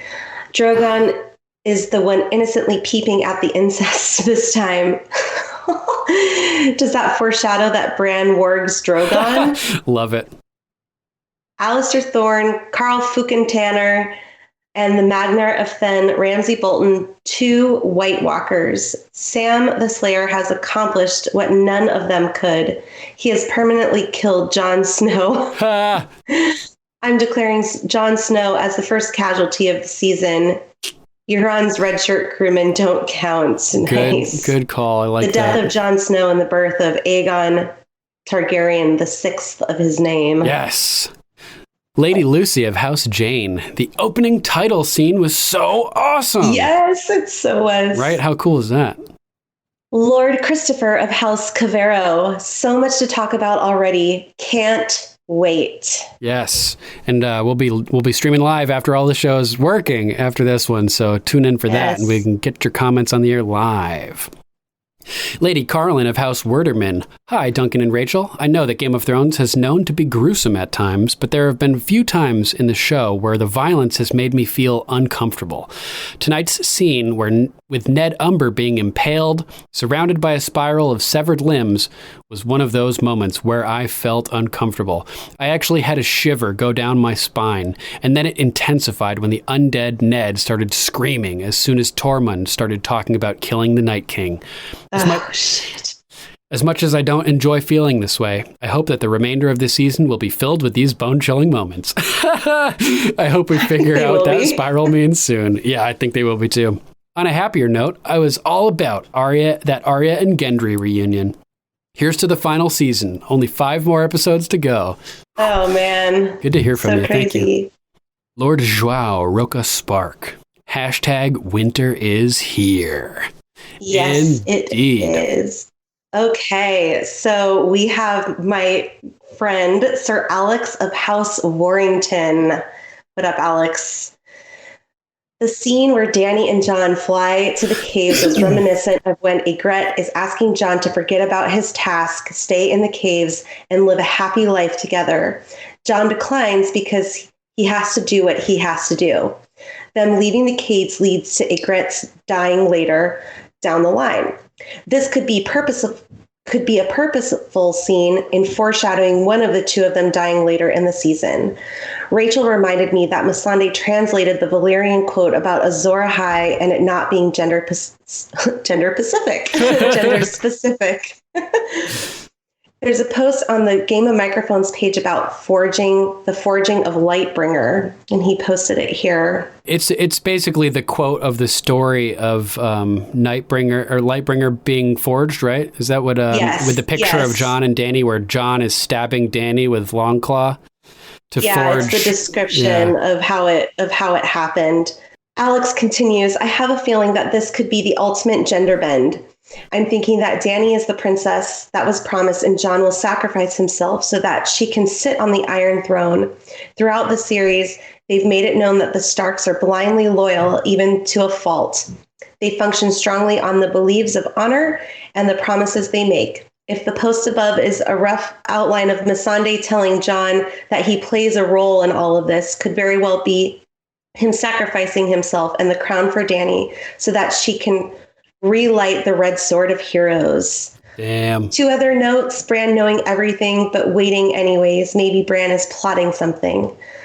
Last note, Ned telling Jon that he'd tell him about his mother the next time he saw him. That was the last time they saw each other, so before Ned died.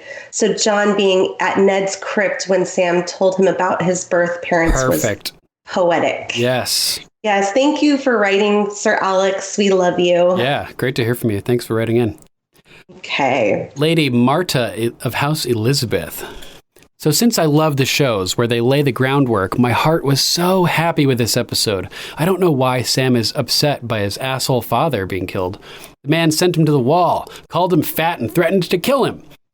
When Sam told Jon he was the one true king, eep! Jon doesn't want to be king. Now what? And Bran has said over and over he isn't Bran, so I'm pretty sure he won't care much about Jaime. And Sansa. Oh, how I love her badassery. The Hound and Arya, my favorite duo ever. And Gendry and Arya are gonna do it. Woo! Oh my gosh. Spicy, with 3 heart emojis. 3 of them. Dragons. Man, how I love those dragons, especially when Drogon is jealous of Jon making out with his mom. Laughing emoji. What's up with the crazy symbols the White Walkers are using? Remember season 1, episode 1? We do remember. We do. How are they going to feed all those soldiers and dragons? Not much gardening in Winterfell. And Cersei is going to pass off that baby as Euron's. Ew! I was hoping the mountain was going to take him out. No elephants? What? No budget left for elephants? That would be too much trouble with time and management. Look at how much dragon time we got, though. This episode got so much dragon. They're gonna make up for it with more dragons and stuff like that for sure. So. Anyway, so much more to discuss, but I'm off to listen to all the First Watch podcasts. Nice, good plan. Nice. Yeah, hope they're good. Hope you've been enjoying them. That's what I would be doing if I wasn't hosting one. Lord Sean of House Porter, how can anyone be let down by this episode? Amazes me. It's a good one. Yeah. It is. Even though there's not a lot of action, it's got a lot of good moments. I think I felt melancholy because I was not knowing what to expect. And I think I would have felt that way with anything that panned out. You know what I mean? Yeah. No matter what, we have to wait another week. Yeah, exactly. Lady Amanda of House Leclerc. Was that really an hour? I need more. The season is not long enough. LOL. So many emotions. After the dragon ride, I couldn't help but laugh.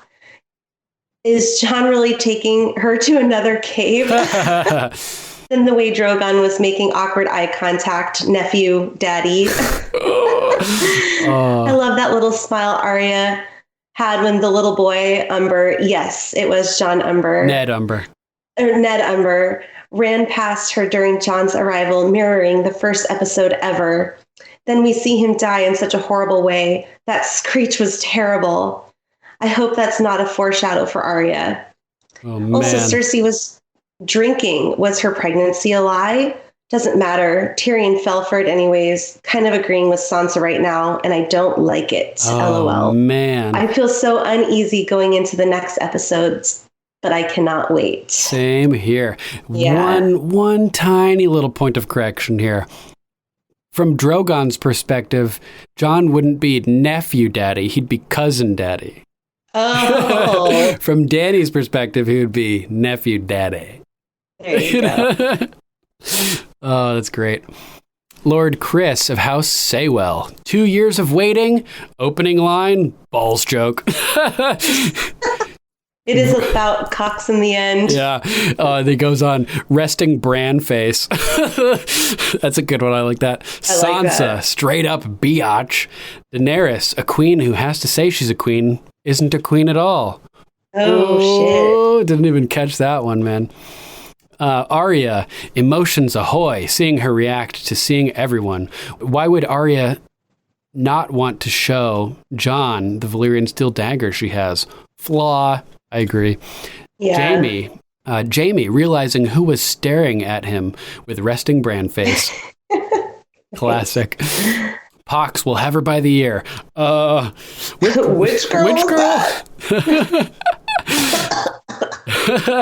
This episode sets the pace for sure. Jon already knows he's a dragon. He's already ridden a dragon. 2 dragons, technically. Almost everyone has met everyone again. So many reunions were extremely not what people wanted them to be. Oh, and the Umber Boy with a very sad face.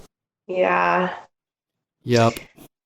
Lady Sarah of House Larkham, it was a good episode. Sansa saying to Tyrion that you have lost your cleverness and you have to start acting clever again because Cersei is on the throne and we need to defeat her.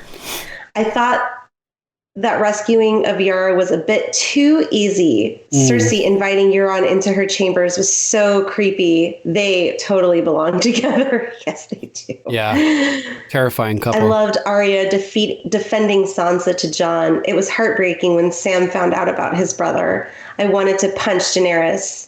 Oh, I love the ending, Bran meeting the person who inadvertently created who Bran is today. Yeah, good point. Really cool there. Lord William of House Steiner, hashtag make Tyrion smart again. Oh, man. The acronym isn't quite as catchy for that, though.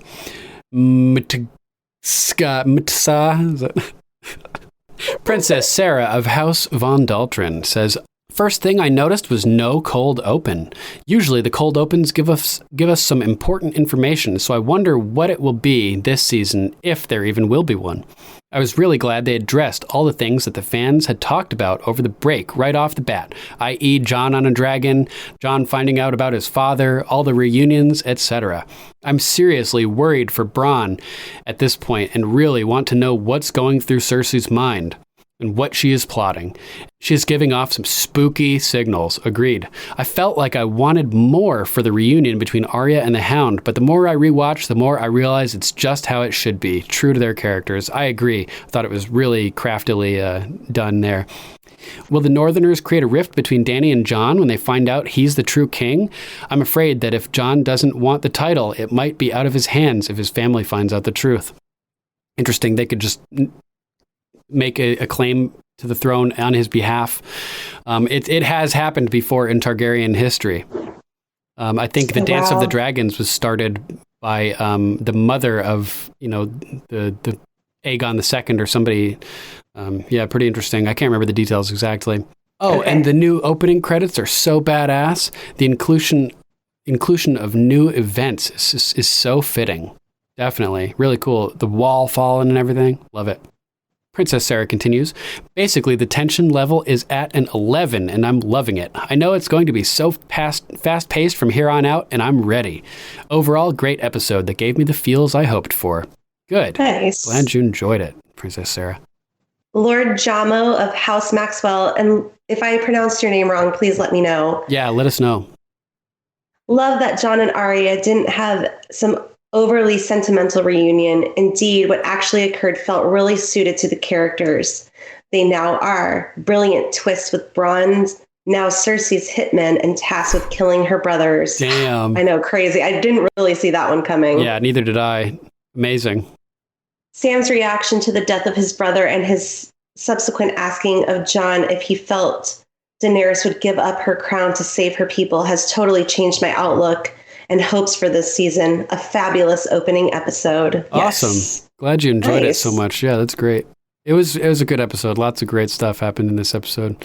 Lady Laurie of House Perkins.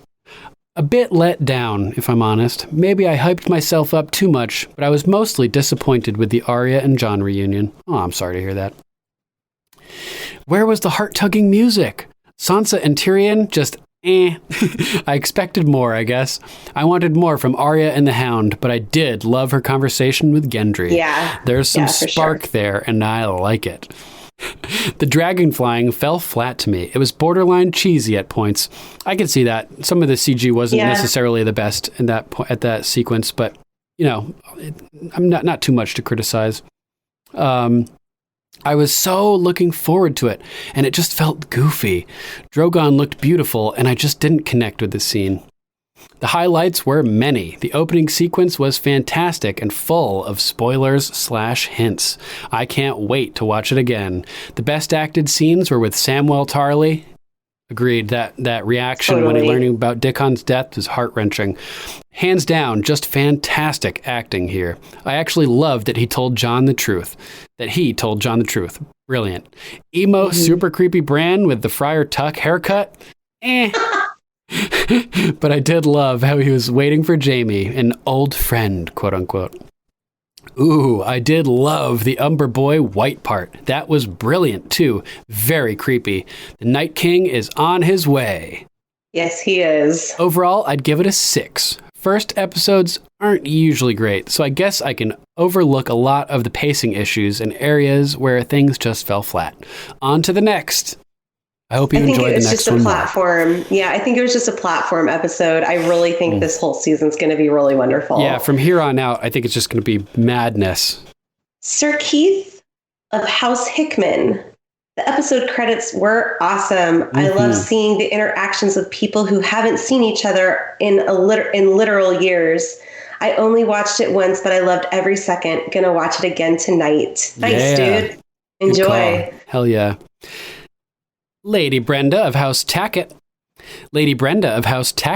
Poor Sam. Also, how is Jon going to act around Daenerys now that he knows he's related and that she had Sam's father and her brother killed? Yeah, definitely a wrench in the gears. Also, what was she drinking? Water or wine? Probably wine. It's another little hint. She's not pregnant, probably. Lady Ashley of House Cotterill. And again, if I butcher your name, please let us know. Why don't we burn Jon just to check that he's a Targaryen? Like the Salem witch trials.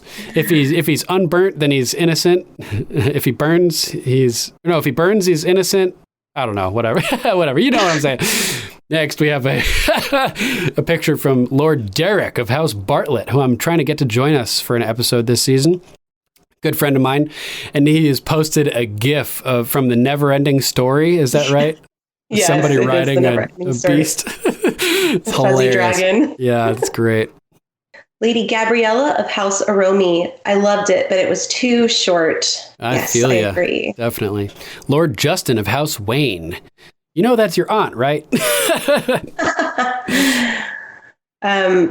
This one just has a GIF, I guess, or meme of Drogon replaced with Dumbo flying around, and Drake replaced with Cersei.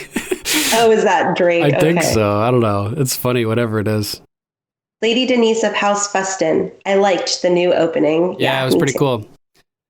Lady Amanda of House Slightum. I loved it as expected. Awesome. Sir Dean of House Dimichevsky. It could be better, but I don't care. I enjoy it anyway. That's the right attitude. Joao Roca Spark adds, the look on Jaime's face when he sees Bran, priceless. Agreed. Really, really good acting. Really great. Mm-hmm. Lord Joel of House Erickson. Loved it. Cersei/Qyburn's proposal to Bronn was the most intriguing part to me.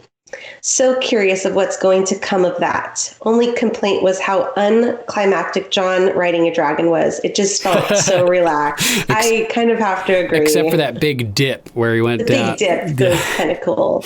But yeah, I thought he would ride it into battle and not just like on a joyride. But you know what? We got Jon riding a dragon, so I'm cool with it. Lady Lynn of House Laver.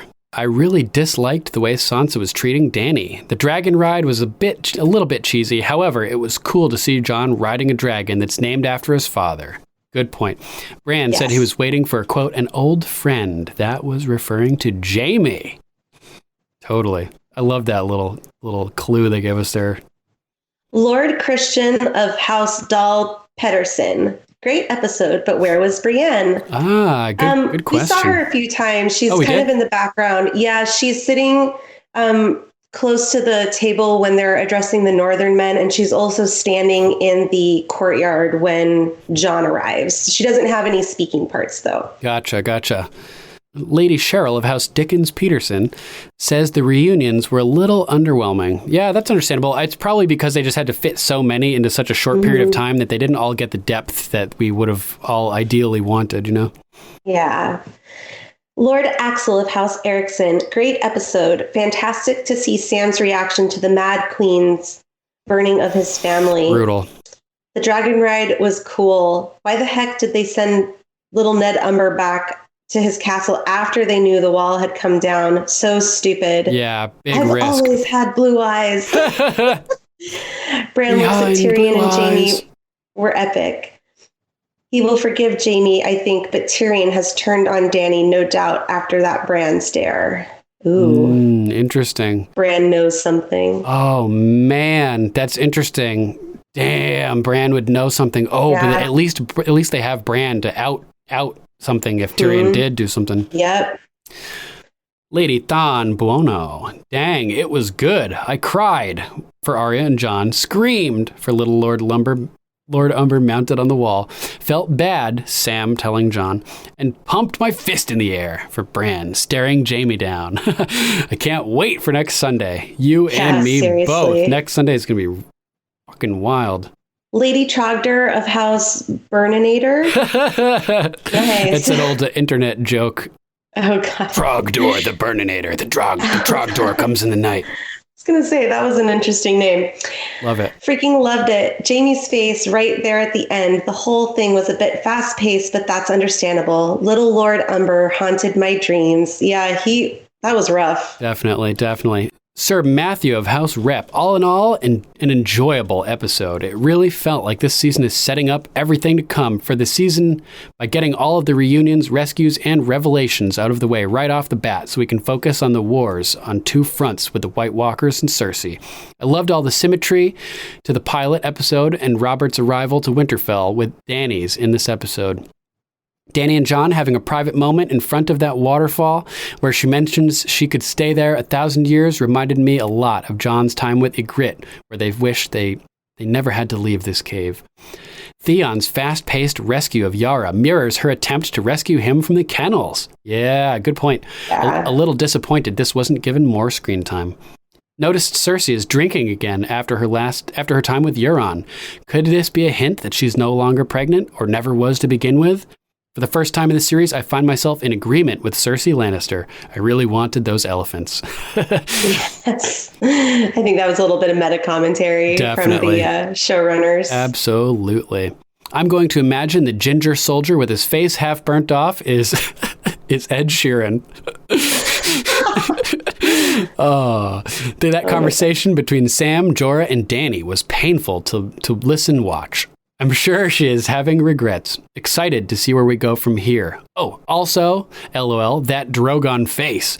Every pet owner knows the feeling when you're trying to get things going with a partner and see that face staring at you. Just not one the size of a 747 that could burn you to a crisp. Oh, love it. Nice. Great comment. Lady Angelica of House Garcia Decker. My only complaint, while it was cool to see, is the dragon riding. They know the urgency. They have days to prepare, and yet they have time for a whimsical dragon ride. Whimsical. And a one-way ticket to Bone Town. Come on, guys. LMAO. Also, where in the seven hells is Ghost? The reunion Ghost. I was waiting for. Yeah, Yes. Good point. Lord Rhine of House Cortez. Too freaking short for waiting over 500 days for 52 minutes. Yeah. I feel you, brother. I feel you. Lord Phil of House Belanzic. Too short, LOL, but I loved it overall. Lord Howard of House Bennett.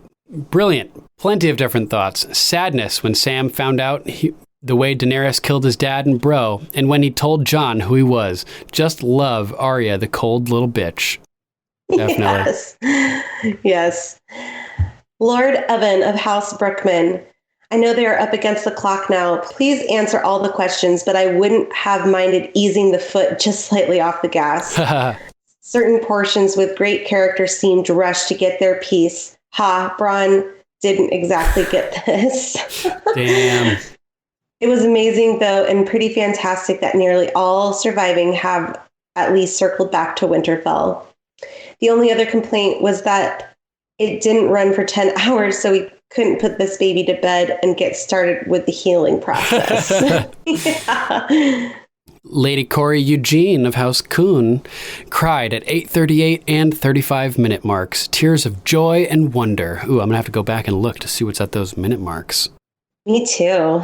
Lord Bryson of House Wolf. Man, what a bing, bang, boom episode. The opening reminded me so much of season 1 when the Lannisters came to Winterfell.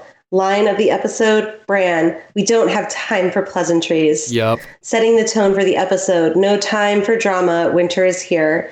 So many reunions. I was not expecting all the reunions in the first episode. Sansa, quit being a brat. Times are changing. You're on the right side. Get over it.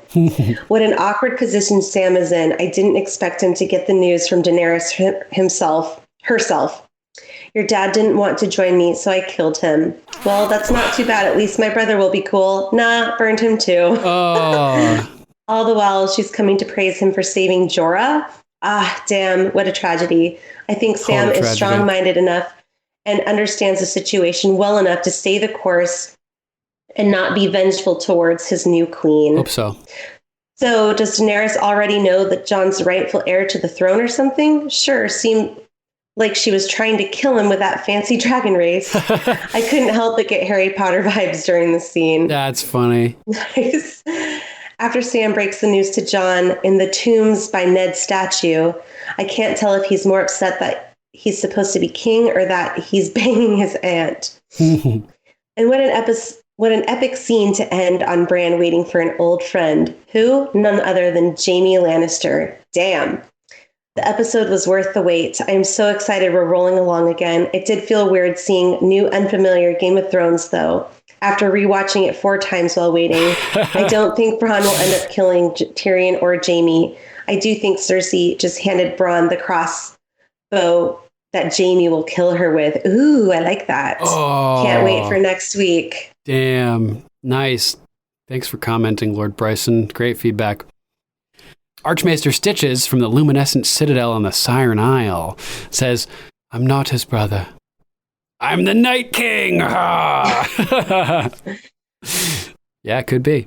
Lady Stancha of House Hall, it was great. Set a great foundation for the remaining 5. Yep, I agree. Mm-hmm. Lord Seth Alex of House Abraham, unfulfilled expectations, always hungry. Yeah, I feel you, man. Always hungry. Lord H. Hasib of House Ahmed. Loved it. Me too, yes, brother. Great to hear from you. Thanks for writing. Lady Mary of House D. Bold.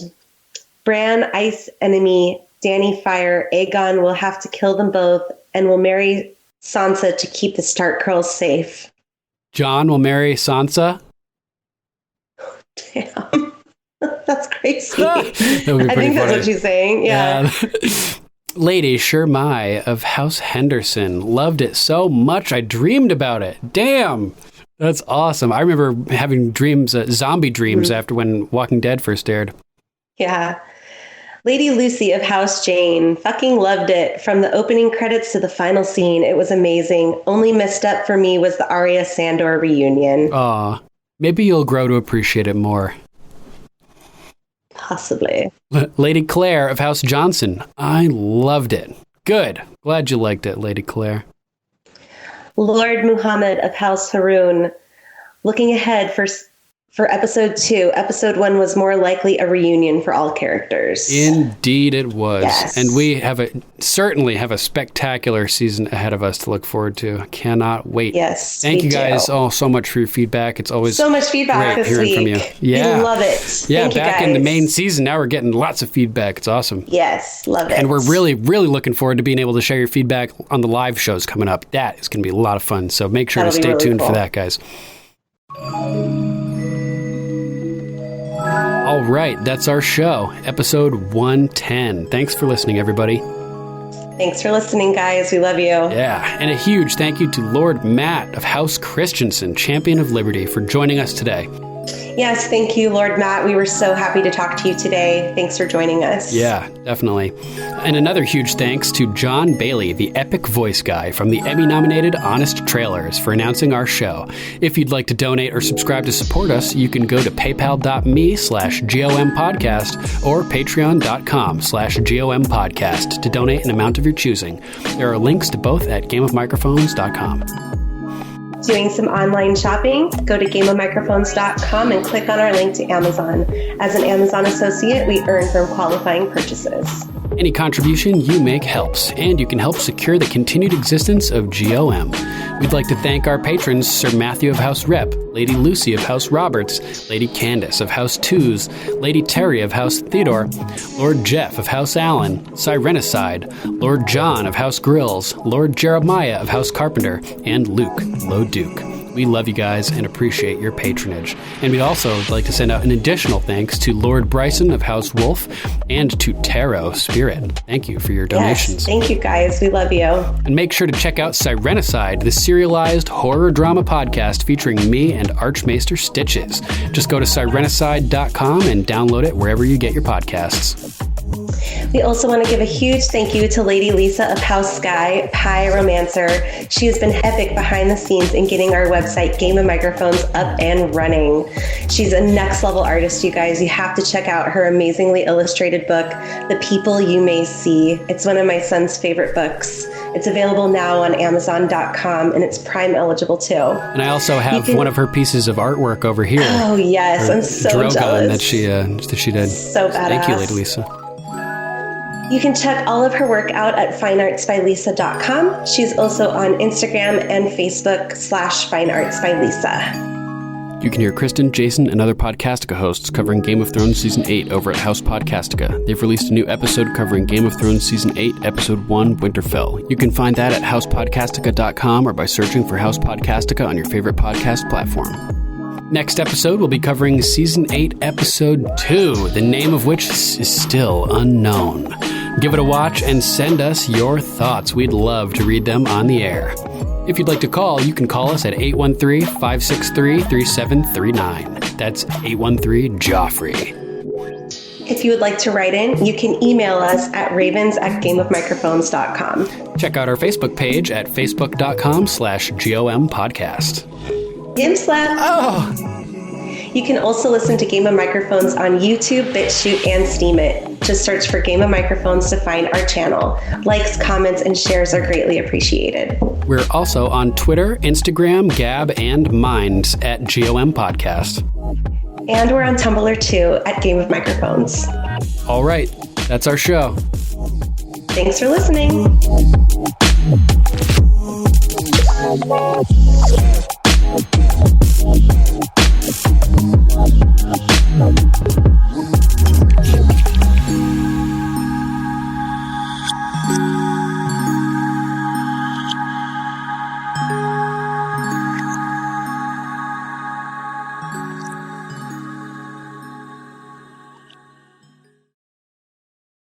May I ask, how are we meant to feed the greatest army the world has ever seen?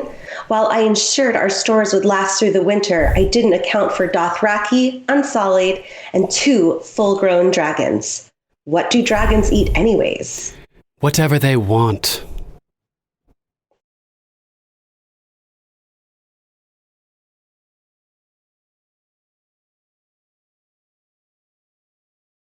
What was this at the wall? What was this like thing of dismembered body parts and the screaming kid? Spiral. Like, that freaked me out when that thing started screaming and they lit it on fire. The opening scene with little Ned Umber. Nice. Running through the forest, and I kind of dubbed it the flashback that's not a flashback. Right. It was so cool how they totally mirrored that pilot episode scene. They even have the Baratheon music playing. I know, I noticed that too. What the hell?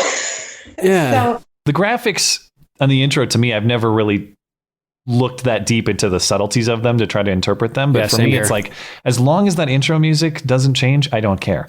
Right. As long as that stays the same, because it hits just as good as Star Wars or anything else does. And it, as far as setting the stage for any show or movie experience, Game of Thrones is up there. You wonder what it would be like if it had some lame, crappy song, or just like ruin the vibe. But I actually just found online the other day, randomly browsing around, but I found a little music box, like little manufactured music boxes, and you crank it and it's the Game of Thrones theme and little chimes. I'm waiting for that to come in the mail. Nice. Just because, when the show's not on anymore, I'll have that in the future as a mantelpiece or something. I noticed that it's my alarm clock in the morning. Oh man, I might have to do that.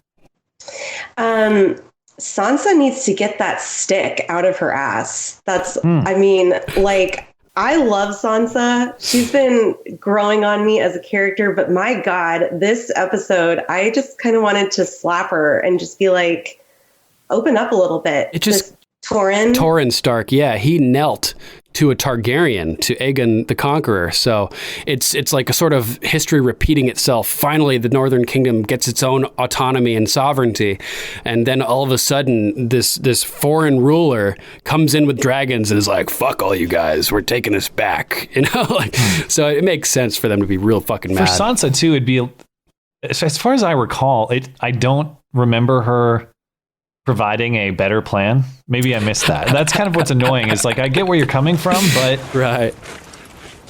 You're right. It's a bad plan. What's your plan?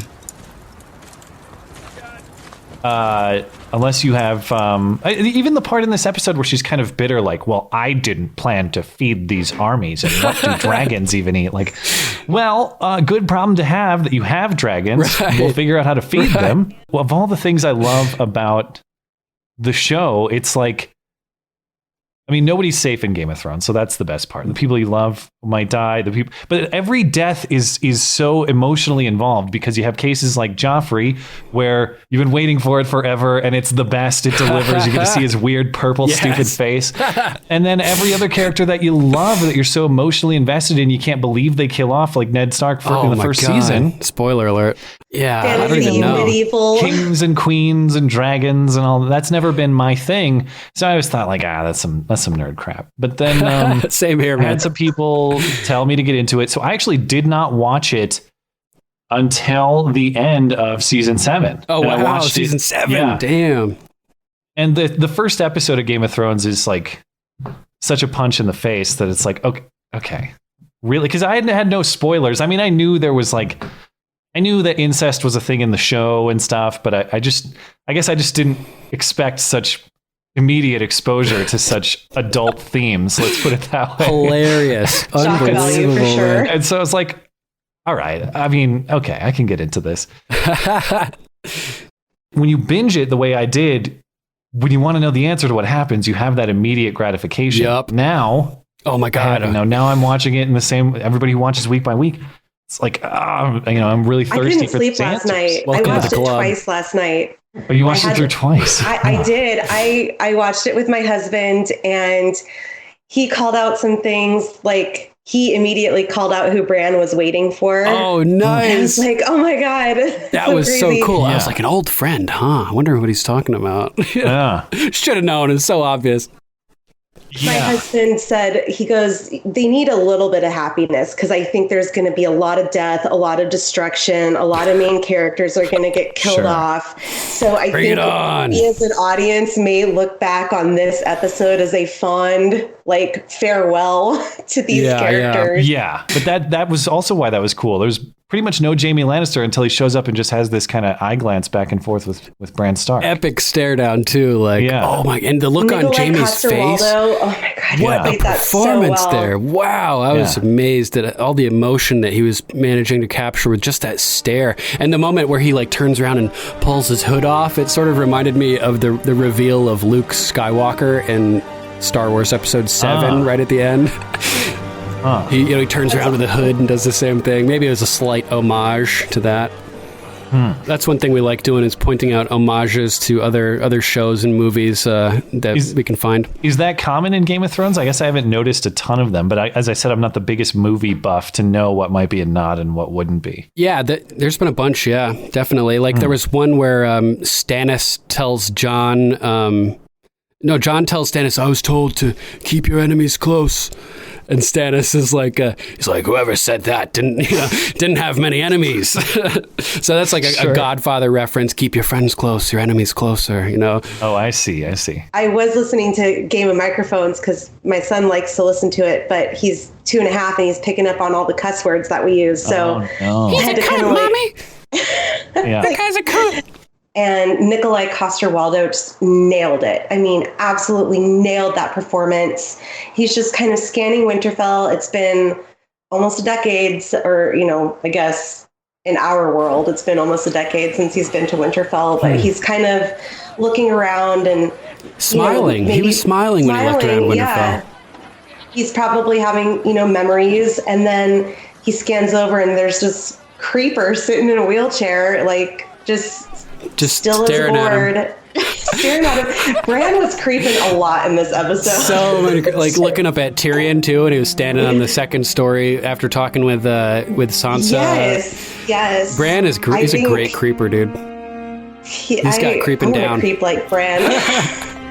Lurk like Arya, creep like Bran. Dude, I like it. That's great. So what happens after the Battle of Winterfell? Does Winterfell fall and they're forced to retreat to King's Landing, and that's what happens next? I think they're going to be forced to retreat to the Iron Islands. Oh, the Iron Islands. How about the Eyrie? Oh, that would make sense. Sansa has connections there. The Eyrie. Oh, the dragons. The dragon. But the Iron Islands also. Yeah, but the army of the dead can't swim. Well, that doesn't mean they can't walk on the ocean floor and all come walking out together. I think that's a red herring, they specifically asked it. Euron was like, can they swim? And Jon's like, no. So they baited us.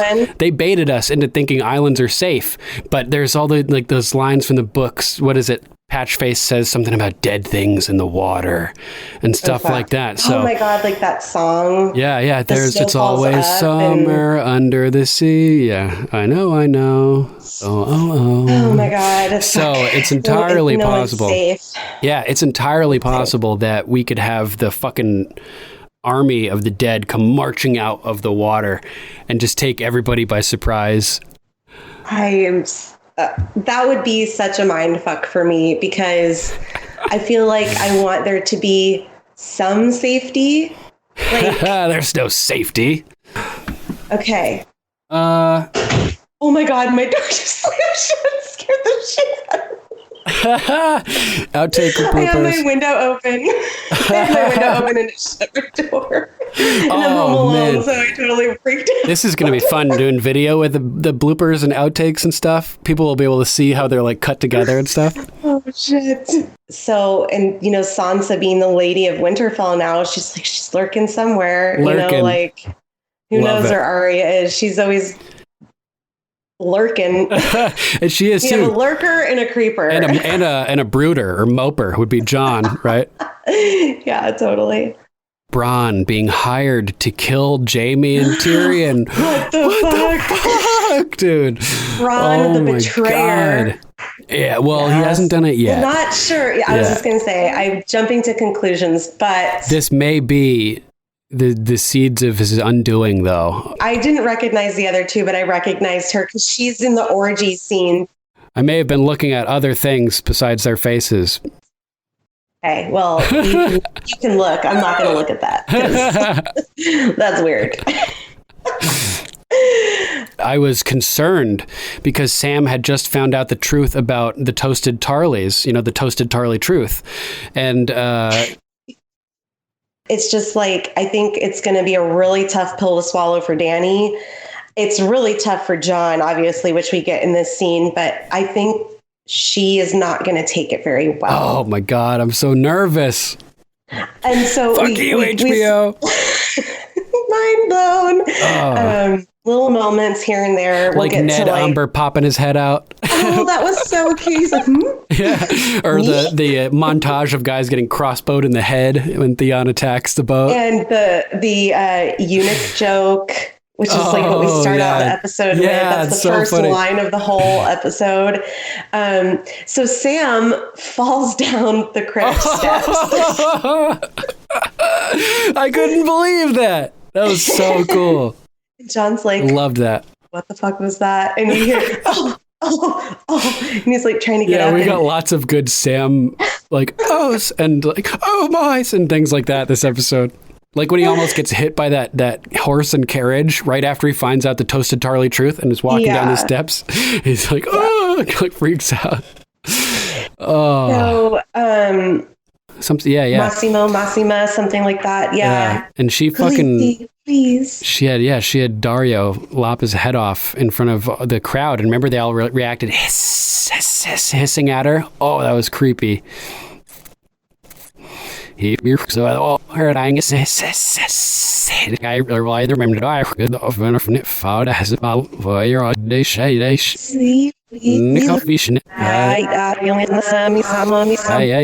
Yeah, it was funny too. Right when he says your mother was Lyanna Stark, John kind of goes as if like, yeah, right, like they hooked up, like Ned and Lyanna hooked up. I didn't even think about it that way, but just like oh, you guys are like conspiracy theorizing about like for some reason alternate John origin theories. He's like, we know I'm a bastard. My dad's Ned. Like, what are you talking about, right? Like, what would your reaction be to that? Like, stumbles my backwards. My parents aren't my parents. Okay, whatever. But I'm not Jon Snow. I'm Aegon Targaryen. Name, I'm not even Jon Targaryen. Like, he literally knows. Aegon and Targaryen. this is that moment where I talked about where like we have the theme of Jon Snow knows nothing. And this is how we learn here how little he really knows. Like, he literally knows nothing, even about himself. Nothing. You know, he doesn't even know his name. And this is Jon Snow knows nothing. And plus the whole Jon Snow, John Doe type thing, where like you use John Doe as a placeholder for a name when you don't know the identity of a victim of a crime, for instance. So it's perfect, knowing nothing, and also the John Doe hint, like combining those two together. Like, I don't know. It's just so funny seeing him learn the truth and realize how little he knows about everything. I'm just waiting for Cersei to die. That's all I really want in life. So Matt mentioned earlier, like, these big deaths that we wait seasons for, and how like we get to finally the purple wedding and Joffrey gets killed and we're all like, And so are we going to get that moment for Cersei? Are we going to get that, or is she going to live? You know what I mean? Like, are we going to get it? And I thought to myself, she's talking about executing people. And the next scene we get was Bronn. Don't do it, Cersei. Dude, you can make eunuch jokes, but no one else can make dork jokes. Like, why is that? Because I still have my balls. I have balls. And you don't. Yeah, that was great. So, like, it basically, it's just saying, like, it sucks when somebody's making fun of you for something, but... Yeah, it's okay. Like, feel free. We're not here to, like, roast you alive. We're just here to save your lives. So I think that also might be the reason why she smiles a little bit here. It's just nice mug there to the others. That's awesome. I would love to like cosplay Sansa, but I'm not sure I could do that resting bitch face like she does. And look at you. Yeah, you're a man. Almost. I'm almost a man, but I am partly a three-eyed raven computer, you know. Download data. Oh my God. And she calls Lord Umber, who pops his head out. Another little comedic moment in this episode. And they all kind of like nod, like, it's okay. You know, you can have as many wagons and stuff as we can spare. Just hurry back to the last hearth so you can get murdered. Yeah, fuck. I try... So the first time I watch it through, I just watch it with my natural, like where my eye goes. And then wherever my eye doesn't go, the second time I watch it is where I try to force my eye to go the other places that I'm not paying attention to the first watch. So the second time I watched it, I look in the background, like who's behind the scenes, who's behind, who are we seeing, like what's kind of happening, what's going on around what the camera is focusing on. Because like that's where like last episode I talked about Varys being like a comedic factor in the big meeting. He's really not an upfront person, and if you're just watching the people that are in focus on the camera, you would miss his reactions. So I do like trying to pay attention to the what's going on behind the main character. Yeah, that's awesome. That's really cool. We have the biggest, most powerful army the world has ever seen showing up to have your backs, guys. Like, be cool with that, because it's super cool of us to do. Don't forget that you're in the family too. That was the most shocking moment for me. This was the most badass moment for me. You know, where Dany is just like, dragons eat whatever the fuck they want. You should know that. Like, you know, what did you didn't get the memo? Snarky little bitch. Yeah, like we'll devour you if we want to. You know what? If you don't want our help, I'll just take them all home, and you Gendry's a smith. He's now forging dragon glass. I was thinking maybe he's going to do some experimenting and try mixing steel and dragon glass together to forge dragon steel, maybe like a modern iteration of dragon steel. So instead of like outright apologizing, she kind of apologizes by saying like, we both survived though, you know, like, sorry. Okay. Yeah. So let bygones be bygones. Oh, I thought it was interesting too that the fact that she thought that he was the most clever man alive was interesting to me. Like, that means that she considered him in high regard. You know, that's what that says to me. So that says to me that means that he could prove that he is, you know, one of the most clever men alive by redeeming himself and doing something awesome. And that makes me think that these two have the potential of actually getting together for real at some point. Oh shit! Well, because Dany's off the radar now because she's with Jon, and Tyrion saw that happen. I mean, he was in the boat with her and watched Jon go in. So maybe he's turning his sights back to Sansa. Maybe like the two leaders would be together. Then the two of like the closest advisors would be together. Yeah. It'd be quite a little powerhouse. It would certainly be a way to help unite the North. I mean, the Northern Lords have come to trust Sansa after everything that's happened and how she stood up for them and been there and helped get Winterfell back and everything. So maybe her being like, listen, you know, I trust Tyrion. That could go a long way with the Northern Lords. Marry him again. Yeah, that could go a long way with the Northern Lords to bring the North and the South together to unite them. And we see like the wheel in the view, and then looking right past the wheel to Jaime, and we see him like react and see Bran sitting there. I thought it was just a really great shot. Like a double take. He's like, what? I have terrible news. Terrible news. The dead have broken through the wall. And Cersei's like, good? Yeah, and what the fuck is wrong with you? And even Qyburn seemed shocked by this reaction from Cersei, because even he had said it was terrible news. So if Qyburn even is like, whoa, you know, it's got to be something fucked up, right? Yeah, why don't you just get it over with and kill me? He's like, no, we're family. We're the last Greyjoys without any ball, or with balls. Plus, who would I have to talk to? And she's like, you're an idiot, man. You picked the fucking losing side with that dumbass queen. Then I'll bail and sail the Iron Fleet somewhere else. But first, I'm going to fuck the queen. And I thought that was kind of maybe reading between the lines, like, well, I'm gonna sail to the Iron Fleet somewhere else after I fuck her over. Yeah, I'm gonna fuck her and then I'm gonna fuck her over. He's gonna fuck her and then he's gonna fuck her over and leave. Love it. That's so that's awesome. what I kind of like took it as. Did you see Captain Strickland's face? He just like shakes his head. This guy's a fucking idiot. Love it. Really wanted those elephants. Yeah, totally. Because we were like, we want the dragons, we want the elephants, we want the pack of wolves and the dire wolves, and we want like all this cool stuff. We just give it to us all. Krakens, you know, unleash the hounds, everything. Totally. Ice spiders, undead mammoths, giants. Like, we want everything. That's disappointing. Yeah.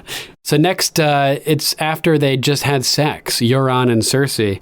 We see the deed is done. Those elephants. Yeah.